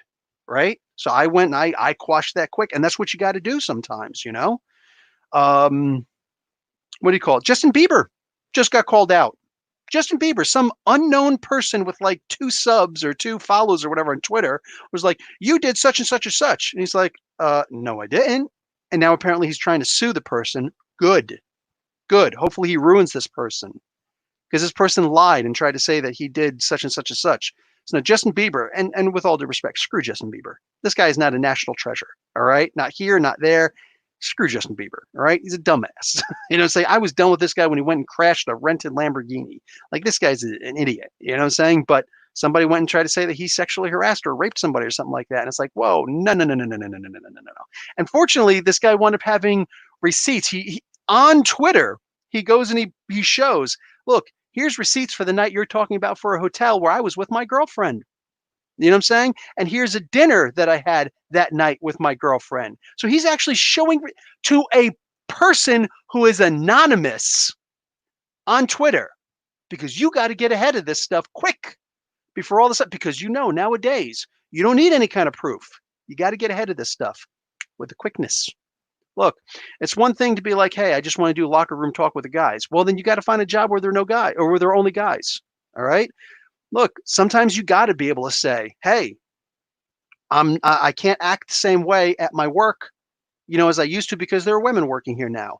Too bad. You don't like it, go find a new job. That's the way it works. This is not about, we need men's spaces. Screw that. Stop. Enough with that. Enough with that. The immaturity, all right, and whatnot. Sometimes that can go too far where it's like, I don't want them to be like, punching you because like, I don't feel let in. I feel like I'm left out. Too bad. Too bad for you now. If the woman says, I feel left out, they're all like, shoulder bumping and punching each other in the arms. I feel left out. Too bad. Too bad. You're allowed to feel left out. Shut up. Literally. Shut up. All right. But men can't act around women the way that they act with other guys. All right. That locker room stuff. And even then, that locker room stuff, sometimes that stuff gets really out of control. That stuff gets really out of control. I've had people suggest rape and sodomy in locker rooms in high school. You know what I'm saying? And I felt uncomfortable in that particular regard. And mind you, I'm the guy, I was on the track team, I was on the weightlifting team. You know what I'm saying? I hung out with some of the most jockey jocks imaginable. You know what I'm saying? Mm. What do I see up here? Nah, before Weinstein, he's just the first big proven gets what he deserves. Yes, yes. Weinstein's an interesting case.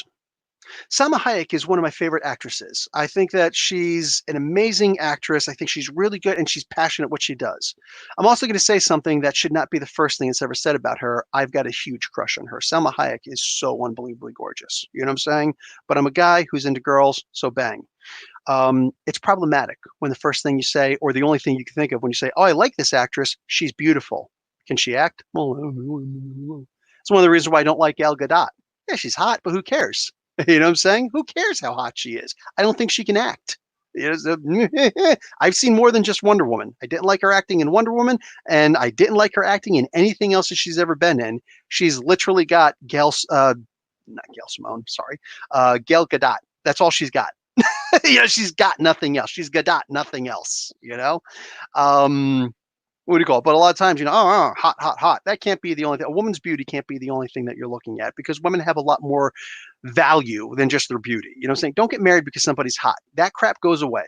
You know what I'm saying? There's my guy advice. Don't get married just because a woman's hot. That stuff goes away. She could be a terrible human being. She could be a useless human being who only gets by on her beauty. And it's like, I scored the hot babe. Cute. I'm going to say something that some people are going to find offensive. That's good for dating. That's not marriage material. Hot is not marriage material. You know what I'm saying? If she's also hot and she's also smart and, oh, our careers work together and we actually get along with each other. We've got a lot in common. Our fights are not really like fights, and things like that. We can actually form a life together. We have similar, not just career goals, but life goals. You know what I'm saying? Oh, she wants to do this and I want to do that. That's actually compatible with each other. We can actually help each other out and such what we're doing. That is why you get married. You do not get married because a chick is hot. Don't do it. You know what I'm saying? Likewise, ladies, don't get married to a guy because he's got a nice car. Right? Like this is dumb. It's the dumbest, most immature thing imaginable. Don't do that. Don't do that. But yeah, this leanin.org stuff, women are going to see it one way, guys are going to see another way. I've seen women talk about this on CBS News. I went and found videos on this stuff because I'm looking more into leanin.org. I've seen videos, news, where news anchors are talking to people from leanin.org and they're talking about, hey, this is really problematic because men are in power and women need mentoring. But men are saying that they're terrified of getting called out on something. Well, if their behavior is okay, we've already had that conversation. A man might not think that his behavior is bad. A man's behavior might not be bad. We don't know, right? A man's behavior might not be bad, but she could perceive it as bad. All right. I'm a stay-at-home dad. You know what I'm saying? I'm a stay-at-home dad. The work that I do, I can do online. I mentor people and I mentor online. And no love bombing, whatever the hell that means. What do you call it? I mentor people online and I teach English online. That's what I do. And then I'm home. And pre-COVID, I'm the guy, I go and bring my kids to school. I pick my kids up from school. You know what I'm saying? The wife has to commute into Toronto for work. So it's a hike, right? I'm the one who picks up the kids. I do all this stuff. I take them to the park to hang out, when it's not wintertime. It's that other season called construction. Here in Canada, we call it construction. It's not summertime, it's construction. That's what that season's called. Welcome to Canada. Anyway, so I take them to the park, multiple parks, a bunch of different parks, whatever. Ride their bikes, play basketball, play soccer, saying kick the ball and whatnot. That's what we do, And a lot of times the kids will play with each other, but the parents don't want to talk to me. Sometimes the parents do. Sometimes the parents just get flirty. When I feel like it's getting flirty, that's when I don't want to talk to you. I'm married. I'm happily married. You know what I'm saying? I don't want any of that nonsense. You know what I'm saying? Don't flirt with me. Seriously, I'm going to be offended. You know what I'm saying? Especially because I easily talk about, oh yeah, my wife, blah, blah, blah, blah, blah. You know what I'm saying? Especially when I'm talking to a woman for the first time, whatever. It's like, oh yeah, my wife, such and such and such. I let it be known I'm married because I don't wear jewelry, including wedding rings. I don't wear any jewelry on my body, no tattoos. That's just not who I am. I don't wear any of that stuff. You don't have to. You simply have to let it be known I'm married. And it doesn't have to be just saying I'm married, so don't hit on me. No, it's not like that. Just casually bring up the wife for something. Oh, oh wow, my wife does such and such too. Oh, that's cool. Say you two would probably get along. That right there should quash anything. If you're still flirting with me after that, we got a problem. You know what I'm saying? We got a problem. Now I don't want to talk to you. But the majority of women, mothers who are out there, married or not married, I don't know, I don't care, don't want to, I feel ostracized at parks. You know what I'm saying? If I'm sitting at this bench, they'll go and sit at that bench, even if it gets crowded over there. And I'm not going to walk over there. You know what I'm saying? But it's like, what is this? Because I'm a guy? What is weird? I'm a guy at a park. I'm here with my kids. But this sort of thing, like this is a perception. This is one perception.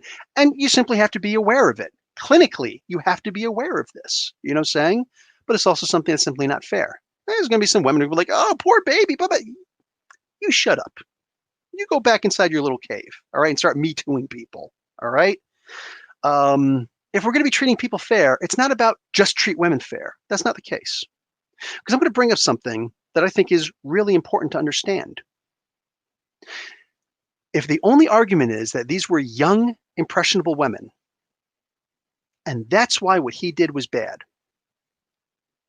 Everything that happened was consensual, all right? Now, I'm not going to sit here and go into the whole gold digger thing because that could be brought up also.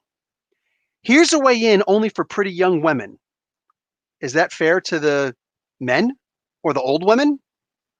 Is that fair? No, it's not. It's like they have a way in. Warren Ellis is a pretty good looking guy. Maybe I'd be willing to, have him love bomb me to get mentored by the great Warren Ellis. I'm joking, and it's not a very great joke, but I'm saying, you know what I'm saying? Here's the big deal with it. Regardless of how he looks at women and how he thinks that he could just use women for whatever he wants to use women for in order to get what he wants, saying whether it's actual, because I don't know if there was actual sex involved. If there was, wow, that's pretty bad. If he was just flirting with them, how bad is that? I don't know. That's up to you. Federico Brilli's here. Hey, what's up? Just entered to see the live and see your angry face. I'm not angry. I'm not angry. Stop it. Stop it. I miss you, man. I'm sick, but I miss you, man. What's going on? Oh, hey, Sabah. What's up? I'm talking about the Warren Ellis stuff. So ICT Vinny, you're here also. What's up? Feel you about the park thing. I do that also. The guy in the park with the kids and a bunch of lady moms, right? The story. Oh, and story time at the library. Everything fell completely apart when Brian Williams lied about contract on Bird on assignment. Finally got a job praising the beauty of the ballistic missiles. I don't have any idea what that is about. If a woman hits on you, at least you still got the good looks. Yeah. No, it feels good to be hit on. But once a woman, hits on me after I already say that I'm married, what kind of woman are you? What kind of woman are you? Certainly not the kind that I want to have a conversation with. So, hey, oh my God, Federico, stop. Anyway, so what have you now? With Warren Ellis, what he did, I think, was immortal. Immortal. It was immortal, the Immortal Hulk. No, it was immoral. All right. What he did was definitely immoral. It's not illegal. Nobody's saying what he did was illegal. Nobody's coming forward and saying that there were underage people involved. Right? These were all apparently women that he met at conventions, and he was satisfied that they were 18 or over, saying, and he did such and such and such. Look, I've mentored people for comic books before because I actually worked as an editor-in-chief for a comic book company that wound up not going anywhere, unfortunately. But we still did hire people. People were paid, saying, and I did do mentoring as far as editing is concerned, hey, let's get this comic book moving, saying and whatnot. And there were guys, and there were also women. And this is actually when I was in Saudi Arabia. And there were 3 women specifically, and I never met these women in my life, saying? And there was just through email, and I never love bombed a single one of them, whatever the hell that means. It was literally just, okay, can I give you a writing exercise? Okay, I want you to do such and such and such and such. Okay, and let me see what you can come up with. Okay, let's do a creative writing exercise now. I want you to think of a plot and a character, a setting, and a conflict and a resolution. And boom, give it to me. But you got to do it in 500 words or less. You know what I'm saying? Like I would do these different little things and whatnot. It's like, okay, I'm going to try and give you a project right now. Let's see if you can, knock this out of the park. Boom. And they would start running all these stuff. And then at one point I wound up getting into it with, it was actually a friend, a really good friend of mine at the time. We're not friends anymore. I don't want to deal with this person. He's hasn't tried to contact me in a while, but he still once in a while tries to contact me. But anyway, yeah, I just wasn't feeling the thing anymore. So I let them know immediately, I don't work for the company anymore. Just giving you that heads up. So I'm going to connect you with this. I actually connected her with a female editor in chief, going, blah blah blah blah blah, and they were actually dealing with her for a while. I lost contact with her also. This was like a while ago. But anyway, saying nothing bad happened. There was nothing bad happened. What if somebody decides to say, oh, well, such and such and such, but I'm not going to show you the emails because they're embarrassing. All of a sudden now I got to go and find these emails. I can, you know what I'm saying? But still, why should I have to prove my innocence as opposed to you proving my guilt? Right? That's usually the way that it's supposed to work in a justice system, that is. Innocent until proven guilty, right? Not so anymore. Not in the court of public opinion where you'll be canceled. Johnny Depp doesn't get to be on Pirates of the Caribbean anymore. The guy who carried these movies. Nobody cared about anybody else in these movies except Johnny Depp. A lot of people aren't even going to be watching a new Pirates of the Caribbean because Johnny Depp's apparently not going to be in it because he was Me Too'd by Amber Heard. And most of the evidence that's coming out right now, including audio taped conversations where it's clearly these two, turns out she was the abuser, not him. Apparently not him at all. Maybe there's something out there where he apparently did hit her. I don't know. I haven't seen or heard that. I haven't read that. I don't know anything about that.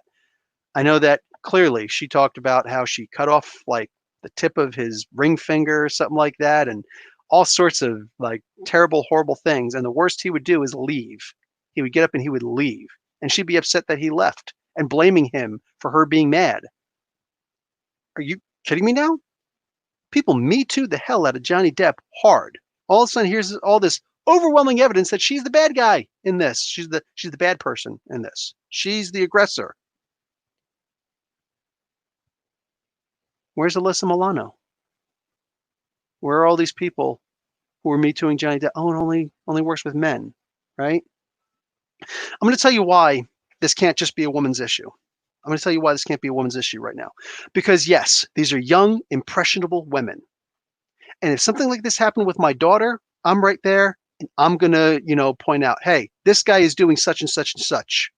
This guy, look, here's the emails. If my daughter allows me, if one of my two daughters allows me, I'm going to be like, this guy did such and such, and this is wrong. This guy is wrong for what he did. How dare he? Right? Because that's not cool. Because my daughters are smart. All right. I got one of them in college, the other one for microbiology. All right. That's badass. That's badass. These girls are going to be smarter than me. The other one, all of her classes are AP classes. Right. She is like, they're freaking amazing, super smart girls. All right. They're more than just freaking sex objects. All right. And that's how I feel about my daughters. That's how I feel about all women. Super chat, please explain virus and, oh, I'll get to that. Actually, in number 26, oh, I don't know. Well, the virus, yeah. The virus thing is going to be this thing where, Free Comic Book Day. The first appearance of virus will be in Free Comic Book Day. So, yeah, when Free Comic Book Day comes out, make sure you get that Venom comic book that comes out, Free Comic Book Day, and boom, you'll have the first appearance of virus. Everything that you need to know. Boom. You're welcome. No worries. So, I would be really upset if somebody tried to, oh, I'll mentor you in, microbiology if you sexed with me. I'd be like, whoa, dude. Especially since this is a college. She's paying for college. All right? We're paying for college. You don't get to do this, but I'll give you extra mentoring if you decide. No. She's paying for college. You're paid for by the college. Do your damn job. You don't pull that nonsense. That's where we get extra. Where it's a little bit different with Warren Ellis, and it is a little bit different. Facts are facts. They aren't paying him. Nobody's paying him, blah, blah, blah, to do such and such. Is he a gatekeeper? Sure. You know what I'm saying? And he's not recognizing that. I understand. But this guy, he's not being paid to mentor these people, right? It's like a volunteer basis thing. And he wants to do sex bombing with these, or love bombing. They're not even saying sex bombing. They said love bombing. What does this stuff mean? So anyway, is it good? No. Is it bad? They're young and they're impressionable. Do they have minds of their own? Yeah. Yeah, they do. They could say no, but they're young and impressionable. So it's not right. But now let's see just how fair the other side can be. Anybody who's disagreed with everything I've had to say, I want to know if you're an ally. Forget about me being an ally. That has been the question the whole time. Are you an ally? You see, I signed up for the military when I was 17 years old. I got my mother's permission. She signed it away, and I was able to go in at 17 years old. And plenty of kids, teenagers at 18 years old, age of consent. We have recruiters coming in, and sure, they'll take a woman. They want the men. They go after us men, us boys. They go after us hard. They go after us really hard. They show up, and this isn't about sex and something that you can have PTSD over, you know what I'm saying, because I was love bombed or whatever happened. And that's not to belittle it, whatever happened, because we don't know what happened. But men get PTSD also. Men can get shot and killed. This isn't about a men's right advocacy, all right? When women dismiss men's rights, though, it says something, right? Men only live 70% of the lives that women do. We die earlier. Baloney statistics can come up that are made up, that are imagined, like, oh, hey, you know, they keep their feelings in and they repress things and blah, blah, blah, blah, blah, blah. But men live like a year longer if they're married. That's cute. Maybe a lot of it's because we're the ones who are always doing the jobs that women won't take. Sure, there are some women who will take these jobs. Some. But this is but the male dominated industries that are dangerous, like the military. Women don't go into combat like that. Or I don't know if they do nowadays, but back when I was in, women don't go into combat. Women can't be in the infantry. Working in sewers and places where you're inhaling chemicals and things like that, right? Working construction and high rises and places where you can get injured or crushed or anything along those lines, right? All sorts of different jobs, multiple. You can go on and on and on and rattle off all these jobs where you're exposed to chemicals or some kind of toxicity. And I don't mean like, you know, whatever, like internet toxicity. I'm talking about actual toxins, right? Entering and penetrating your body and killing you, all right? Or falling or crushing damage or impaling or whatever. All these really hard jobs. That's why men don't live as long as women. Our life expectancy is shorter than women's. That's why. These things have to be understood, including the military. So was I just a young, impressionable 17-year-old boy who was just trying to sit in, what class was it? I think it was a history class. And the public schools have to allow these recruiters to come in. And if it was a Marine recruiter who came in, I would have said yes to that. But it was an Army recruiter who came in. So I said yes to the Army instead. And they came in and they're like, oh, blah, blah, blah. And there's all this patriotism. You got to make sure, you know, stand for the flag. Don't take a knee. Stand for the flag at every sports game that you go to. The national anthem is being played. Darn it. Even wrestling. So the patriotism, nationalism actually, pumped into our systems. And men are programmed, especially if you're poor, join the military, give back to your country. What was I given? What was I given that I have to give my life for this country? I'm so young. It's old men who start wars. Why are they sending young men to go and fight in these wars? Whatever. Let's not get into the philosophy of it, right?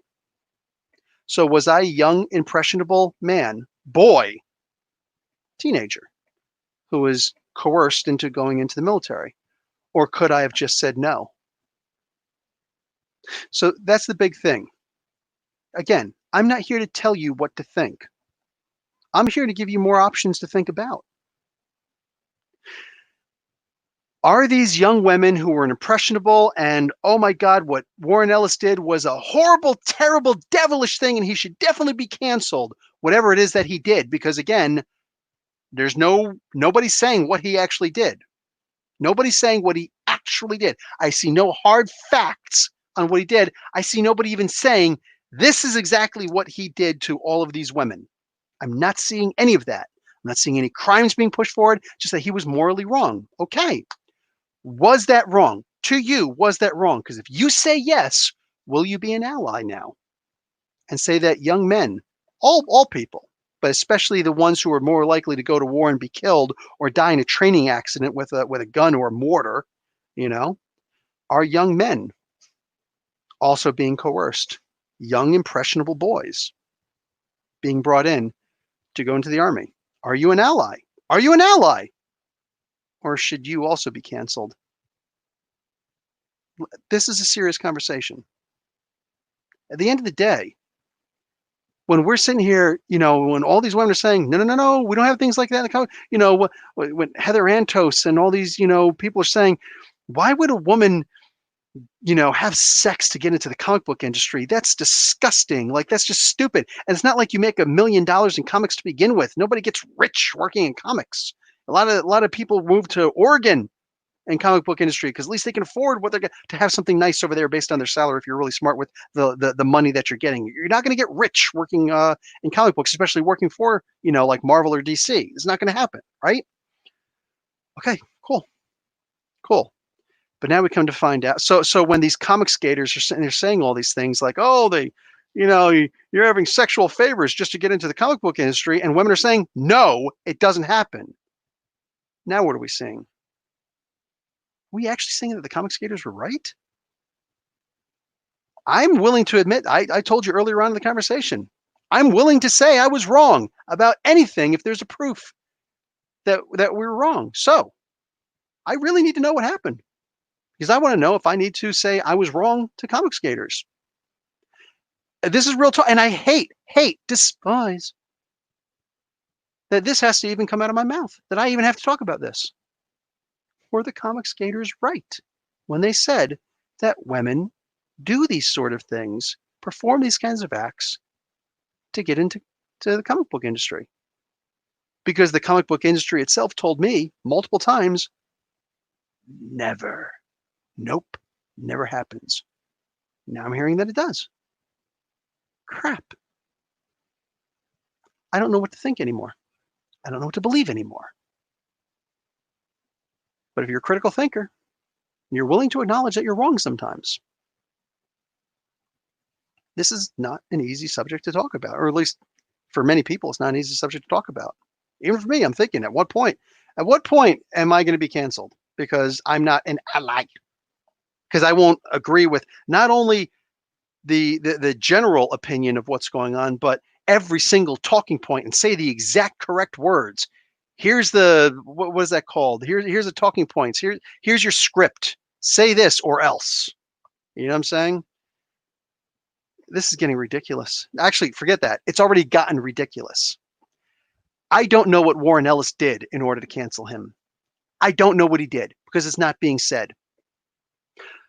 Was there an actual crime committed? Apparently not.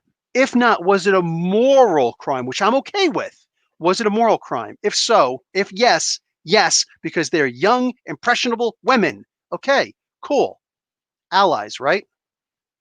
Should we also talk about getting rid of sending soldiers to school, recruiters to school to sign up young men for wars that they had no part in? Right? Should we do that also? Is that the case? Is it a moral sentiment? Because if so, join me. I'm happy to join you also. It's hardly quid pro quo. I want to know who I'm supporting. It's really hard for me to sit there.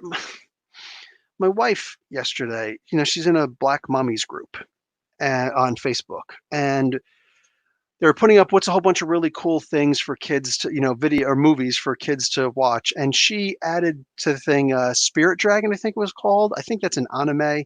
She likes some of the animes, the mangas, and the anime specifically. You know what I'm saying? Spirit Dragon, I think it's called, a Dragon Spirit. Anyway, she really liked it. And apparently there was one or two LGBTQ characters in the thing. I'm like, cool, sounds like good stuff. You know what I'm saying? My kids watched it with her. They liked it. They all liked it, you know? One of the black mommies gets on there and says, I don't want to expose my kids to, and I don't want them learning about, she used a word that wasn't quite LGBTQ, but she meant it to be LGBTQ. You know what I'm saying? It was more of a pejorative than anything else. Cute. Cute. But you want us to stand with you for Black Lives Matters and things like that, right? This is real talk, man. This is real talk. This is who I am. It's one thing to support a movement, but the individuals in some movements aren't worth supporting.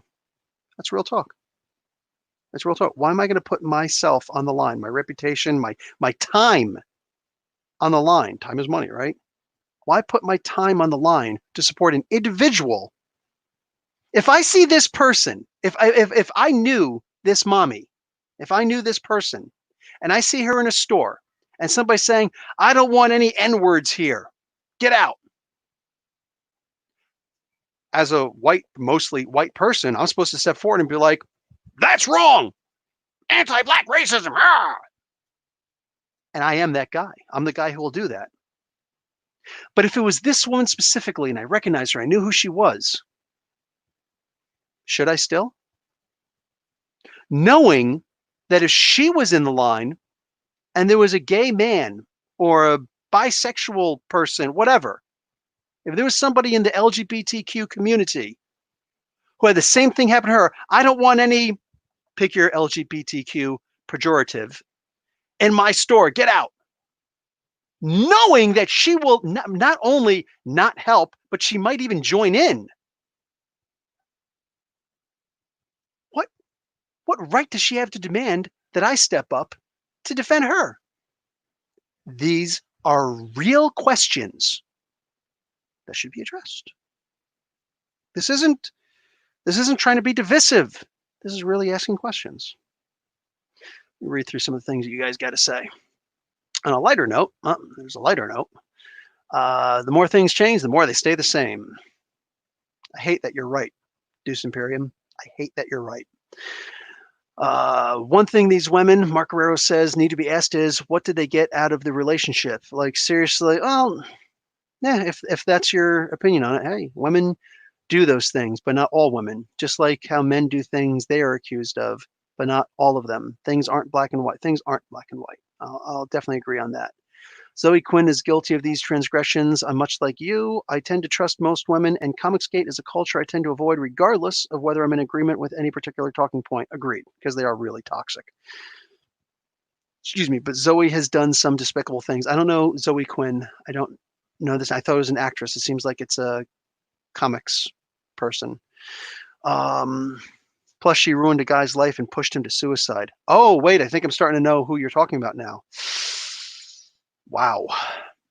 Yeah, there's something for you. Women are more likely to consider suicide. Men are more likely to actually carry it through. You know?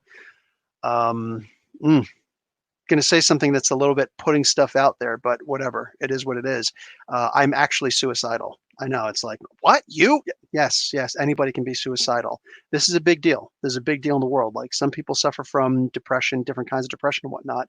And I actually am suicidal. What do you call it? Like, it's not all the time I feel like doing it kind of thing.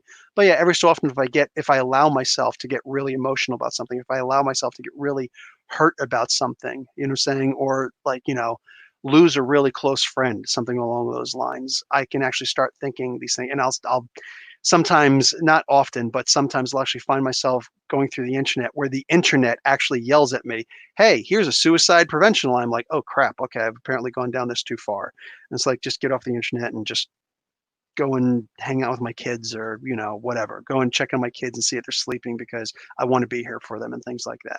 Saying it's an admission, it is what it is. Think of me, judge me however you want, but in general, yeah, I do get these kind of things. I've mentioned before, if ever I was to get a tattoo, it would be one of those little semicolons because it means that you're a suicide survivor. You know what I'm saying? That's what if you ever see somebody with a semicolon tattoo, just understand that's what that means.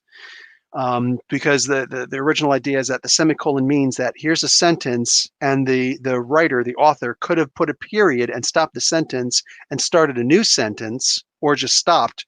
But the semicolon indicates same sentence. I'm just going to continue with the point. I choose to continue the sentence. Think about, what that means, and boom, that's what it is. So, uh, Sabah, that makes sense. I'm a feminist, but that doesn't mean I have to like every woman I come across just because she's a woman like myself. Yeah, see, I agree with feminists, and I do consider myself an original feminist. I agree that women should have all the same rights that men have. Every single one. If a woman wants to go topless, who has the right to tell them no? You know what I'm saying? I believe in a woman's right to choose. I believe in a lot of, most of the original, I think all of the original feminist ideas, but a lot of, feminism has somehow been usurped. And it's like feminism doesn't mean what it used to mean anymore. And it's a little bit too far in some cases. So while I will say, yes, I agree with feminism as a whole, there are certain talking points I don't agree with on certain, regards. So I just don't, especially when I see hypocrisy, and Alyssa Milano is one of the biggest ones. You know what I'm saying? I believe the women, but only if she's going up against a conservative or a Republican. You know what I'm saying? But Joe Biden's good people. He wouldn't do stuff like that. So you're saying you don't believe the women. That's what you're saying. You don't believe the women. I do. You don't. Wow. Wow. um, Breck says, there's always been that conflict in the Black community against LGBTQ. It's not plus. I know some LGBTQ people, and when you say LGBTQ plus, it's like just, yeah, whatever. It's like calling people the alphabet people. I love Dave Chappelle. I don't like it when he says the alphabet people, but whatever. I still love Dave Chappelle. The Q is actually supposed to be a replacement for the plus. The Q is queer, so that's supposed to be anything that can't necessarily be understood in the LGBT part. Saying you put the Q, that's just anything else, that instead of putting a plus, which seems like, you're not represented, you're just kind of like an addendum. You know what I'm saying? No. Everybody gets represented in LGBTQ, or at least that's the way it's supposed to work. So anyway, I'm sure you didn't know that. But oh crap, where'd it go? Crap, it just disappeared. There we go. Members of the community I've seen in some churches growing up. Yeah, big time. All right, one step too far. Boom. That's what I was referring to. I don't place blame of suicide on anyone other than the individual who chose to commit the act. Spoken for someone who lost their best friend to a balcony and his sister 2 weeks later to a handgun. They made those choices. Did they? Honestly, did they? Did they actually, we don't know how these chemical imbalances work. For crying out loud, we only understood concussions not too long ago. I have clearly had multiple concussions in my life, multiple from my time in the martial arts, getting thrown around, getting punched in the head, landing on my head, getting in actual fist fights when I was a young kid growing up in New Jersey. You know what I'm saying? Where nobody threatens you with a gun, and at least when I was growing up, nobody threatened you with a gun except a cop in New Jersey. You know what I'm saying? For the most part, everything was, let's go fist to fist. Let's go. You know what I'm saying? Everything had to be mano a mano, whatever the hell that's supposed to mean. But, like I've been hit in the head multiple times. I've been dizzy. I've been hit in the head hard enough to make myself throw up, which is like a major concussion. You know what I'm saying? I've dealt with a lot of that stuff. So we only learned CTC, I think whatever it is, whatever it's called, the concussion stuff that you get like from playing football and things like that. We're only understanding those things now. You know what I'm saying? Yeah, I can assure you, if something ever, happens to me, it's not because I made the decision to do that. Because I make the decision. I make like somebody who's suicidal. The only difference between them and me, like a regular person, if that's what you want to call it, and me, is that I simply make a conscious decision every day to live. Most people don't even most people don't even have to think about that. You're saying, I can remember a time when I never had to think about something like that. You know what I'm saying? I make the conscious decision every day to go on another day.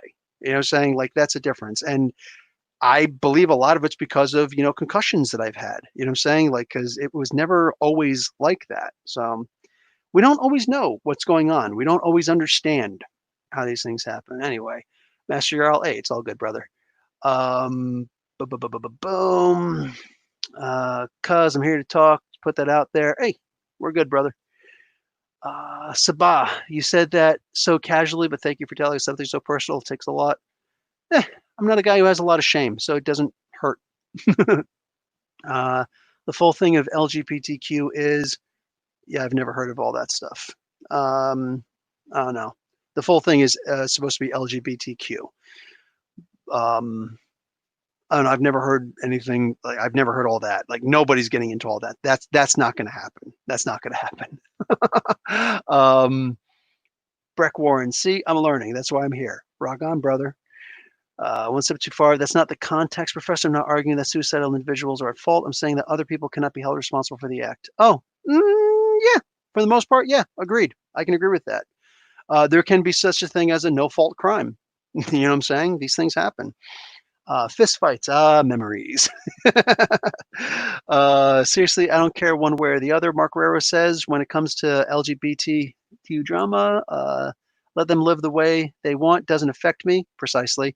As long as someone doesn't mess with me, I won't have a problem with them. Agreed. Hey, Swen. Sorry you're late.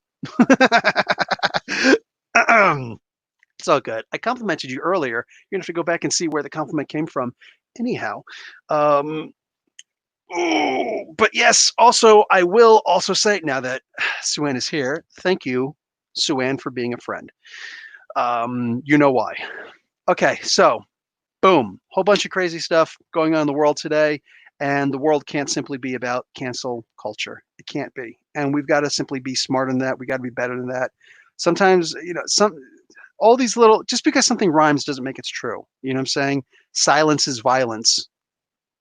I guess that could be true in some regards, but it's not a universal thing. That's simply not the way that the world works. Sometimes you're afraid to say something because you're afraid of saying the wrong thing and being canceled. Go and look at that stupid Bill Maher thing. Like I said, I despised Bill Maher. He almost never gets it right, but a broken clock is right twice a day.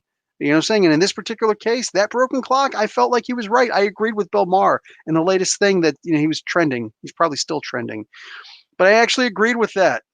You know what I'm saying? Sometimes you're just afraid to say something because you're afraid you're going to be canceled or whatever because it's the wrong thing to say, Just, it is what it is, man. Sebastian, by the way, Japan sinks. Kamaguno loves the kind of stories. Tell her to watch it. Okay. Thanks for being my friend, Professor. You're awesome. Aw. We get hugs. We get huggles. Also, two things can be true at the same. Yes, exactly. Two things can be true at the same time. You're correct. One step too far. 100% correct. Cancel culture needs to end. We need to cancel culture. I think we need to listen and love each other more. Yeah, just listen. Hear what somebody's saying. Don't just. A lot of times we just listen, like if somebody's going to take a breath, so we can jump in and start saying our point. We always think that we've all got something to say. We don't all have something to say. Sometimes some of us don't have anything to say. So shut up and listen. Saying if you don't want to be a part of it, then don't be a part of it. But don't not know what you're talking about and still talk about it anyway. Some of us just need to stop. Did anybody see that thing in Spokane, Washington? Go and look this stuff up. This is terrifying. This is terrifying. There was a thing that happened in Spokane, Washington. So that's Washington State. There's a black guy with his two daughters in a 1994 green Camaro. And this woman shows up, and this is straight out of The Hills Have Eyes. She looks like a meth addict. She's got like no teeth. She does the thing where she walk up and, like that. And it's like, dude, what the hell am I looking at? What is this inbred stuff that I'm looking at here? Okay. And I'm going to be mean about her because this whole situation was just insane. Black guy, his two daughters in the car. This is them. They went to Walmart to get work pants and a couple other odds and ends. They're on the street. Some woman on a bike. This looks like a meth head, She pulls up in front, and the person she was with, husband, boyfriend, brother, all three, I don't know. They're on the one guy, she's on the bike, and she's like, "Stop! This is my car. Where'd you get this car from? This is my car." Now, apparently, the police investigated this, and apparently, it's true. She did have a green 1994 Camaro that she let a friend borrow, and then never heard from the friend again, never heard from the car again. But just so it's understood, Camaro back in '94 put out more than one green Camaro. I'm saying that existed. That happened. So really weird coincidence, I guess, that Spokane, Washington, hey, but this was actually his car. The police later on looked and realized this is not her car. This was never her car. But she's standing in front and stopping. It's like, you need to get out of the car. You need to tell me where you got this car from, because this is my car. This is my car. He tries to go around her, and he does, because she comes around the side to like the window or whatever, and he drives away. He's just like, the daughter's recording it, and he's just like, whatever. There's this person who's with her standing there, and he's got a jacket on that's closed, and he's got his hand in the jacket like this, like he's ready to pull out a gun. You don't know if he's got a gun or not, but he's standing right in the middle of the road, and he's got his hand inside that. Go and look at this video. There's a whole video on YouTube or on Twitter. It's freaking terrifying. Spokane, Washington, '94 Camaro, green. Look it up. Like, wow, it is freaking crazy. Anyway, yeah, and this guy's just there, and she comes up, and she's like, yeah, I'm gonna need this. Some guy on a motorcycle pulls up. All white people. Guy on a motorcycle pulls up. Long, white beard, bald. He looks like Master Roshi. I was looking to see, I swear, because he was bent over, he was crooked a little bit. I'm like, tell me this guy's got a turtle shell on his back. I'll have seen everything. Master Roshi comes up. You know what I'm saying? He goes walking up, and he's just, looking in the car, and he goes walking up, and he's got the window rolled up, but he didn't have the door locked. Some people just don't have, this isn't victim blaming, but some people don't have that self-survival thing. Those doors should have been locked immediately. This guy just goes and he opens up the car. He puts his hands on this guy's car, opens up the car door, got off his motorcycle and comes over and is like, what's going on here? She's saying this is her car. You know what I'm saying? So what's going on right here? It's like, dude, why are you involving yourself in this? Why? Take the license plate down. Everybody's got a freaking cell phone camera. Take the license plate down. Write it down if you have to. Memorize it, whatever. And call the cops on this guy if that's the case. Let them sort it out. This street justice thing, what's going on? And what reason did this guy? They're not related. They don't know each other. It was already shown. They don't know each other. This guy comes over to help. Why do you think? I'm not here to tell you the answer. Why do you think this white dude came over to help this white couple? So he opens up the door. He's like, whatever, blah, blah, blah, blah. I think he says you're going to have to get out, but everybody's saying get out the car. I think he might, afterwards he did, because the black guy's just like, dude, get out. What's his name? Lee something.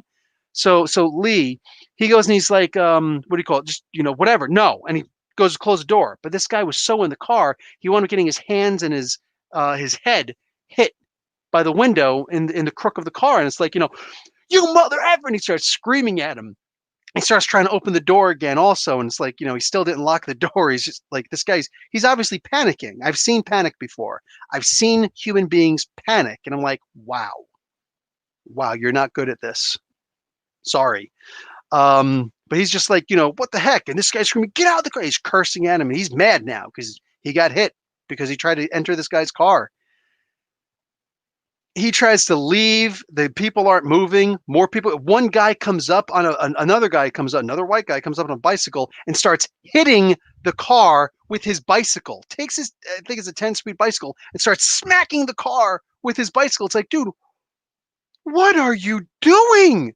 So the girls are right now, Daddy, oh my God, Daddy, and they're freaking out. And I'm like, dude, how did this guy not just drive away already? So finally he decides to start driving away, but he starts inching. And the one guy moves aside, but he like punches the side of the car or throws something at the side of it. The other guy that's in front turns around and lays down on the car, puts his knees up and everything. And the guy starts driving away. And this guy's here. He's like, I can't see. He's calling the police already, but the police aren't responding fast enough. Dude, it's like, did you drive away? The guy's cops yelling, did you drive away? Yeah, I'm driving away now because like there's like 6 of them. You know what I'm saying? The one girl turns around, starts filming. The guy from the Master Yoshi gets on his motorcycle. And he starts driving behind. It looks like and it sounds like he's bumping the car. You know what I'm saying? With the front of his bike. It's like, dude, what is going on here? So a bunch of people are getting criminally prosecuted for this, and Lee is getting away scot-free because he didn't do anything wrong. What is going on in the world? Why do we believe some people and not others? What are the many reasons for the different biases that we have? Because there are gender biases, there are racial biases, there are, I don't know, lots of other kinds of biases also. There's plenty of other biases out there, right? There are lots of biases out there. I'm not an expert in all these biases, but there's lots of different biases out there, lots of reasons why we believe one person over the other. And I try to be that critical thinker. I try to be that guy who doesn't just take the first answer that I'm given or even the first answer that I come across. I think maybe there's more than one answer. And I'm more interested in knowing that than whatever I'm being told. And I don't do groupthink. So I do not do that whole, somebody said cancel, so let's start canceling. That's just not me. So, yep. That's insane. Oh my God. Yeah, I know. It's freaking insane. It doesn't have to be America, but yeah, that's America. Agreed. Okay, guys, so I'm going to bounce right now. Thank you guys for sticking around for 2 hours and 21 minutes. Wow. To listen to me talk about the world. It was technically comic book related. It was Warren Ellis, man. It's comic book related. But anyway, yeah, it was something else. It's something else happening in the world right now. And yeah. After what I just told, I don't want to say I don't want to be a part of this world anymore. It's not what I mean, but I don't want to be a part of that world anymore. So anyway, don't believe in unconscious bias. That's not real, but it is but it's as big a prime mover in the human psyche. Unfortunately, it is. I just got here. Chill. Don't go too far. We got a podcast to do. I'm going to go eat, and then we're podcasting, baby. You and me again. It's the way it's supposed to be. Hey, thank you, Deuce Imperium, for the $2 super chat. I'm going to give you a Sunfire. Age of Apocalypse Sunfire. That's you, baby. Thank you very much. And people who make up stuff about abuse and rape should receive the Jussie Smollett stuff, right? However you pronounce his name. Dave Chappelle calls him Juicy Smollett. The Jussie Smollett stuff. Like, you got to ask yourself, when you lie about something, does it help or does it make it worse? The Tawana Brawley thing, does it help or does it make it worse? It always makes it worse. It definitely makes it worse for your side, because there are going to be the people who aren't going to believe you in the first place. But when you actually give them a reason to not believe you, that's when all of a sudden it's like, dude, now suddenly they're convincing people stuff. So yeah, no, now you're giving them proofs instead of just their conspiracy theories. So don't lie. Don't lie. There's more than enough real bad stuff that's happening in the world, dude. There's so much bad stuff in the world happening that we don't need to make up more stories about the bad stuff. All right. Enjoy the rest of your night. Do something to unwind. Yes, I'm going to do a podcast with Showmonger. Starting as YouTube fandom outed as a bigot. Idaho trans man. I don't know who's worse, him or I don't know what that is. I did just find out that one of the most famous, she's from New Delhi, one of the most famous TikTokers died of apparent suicide.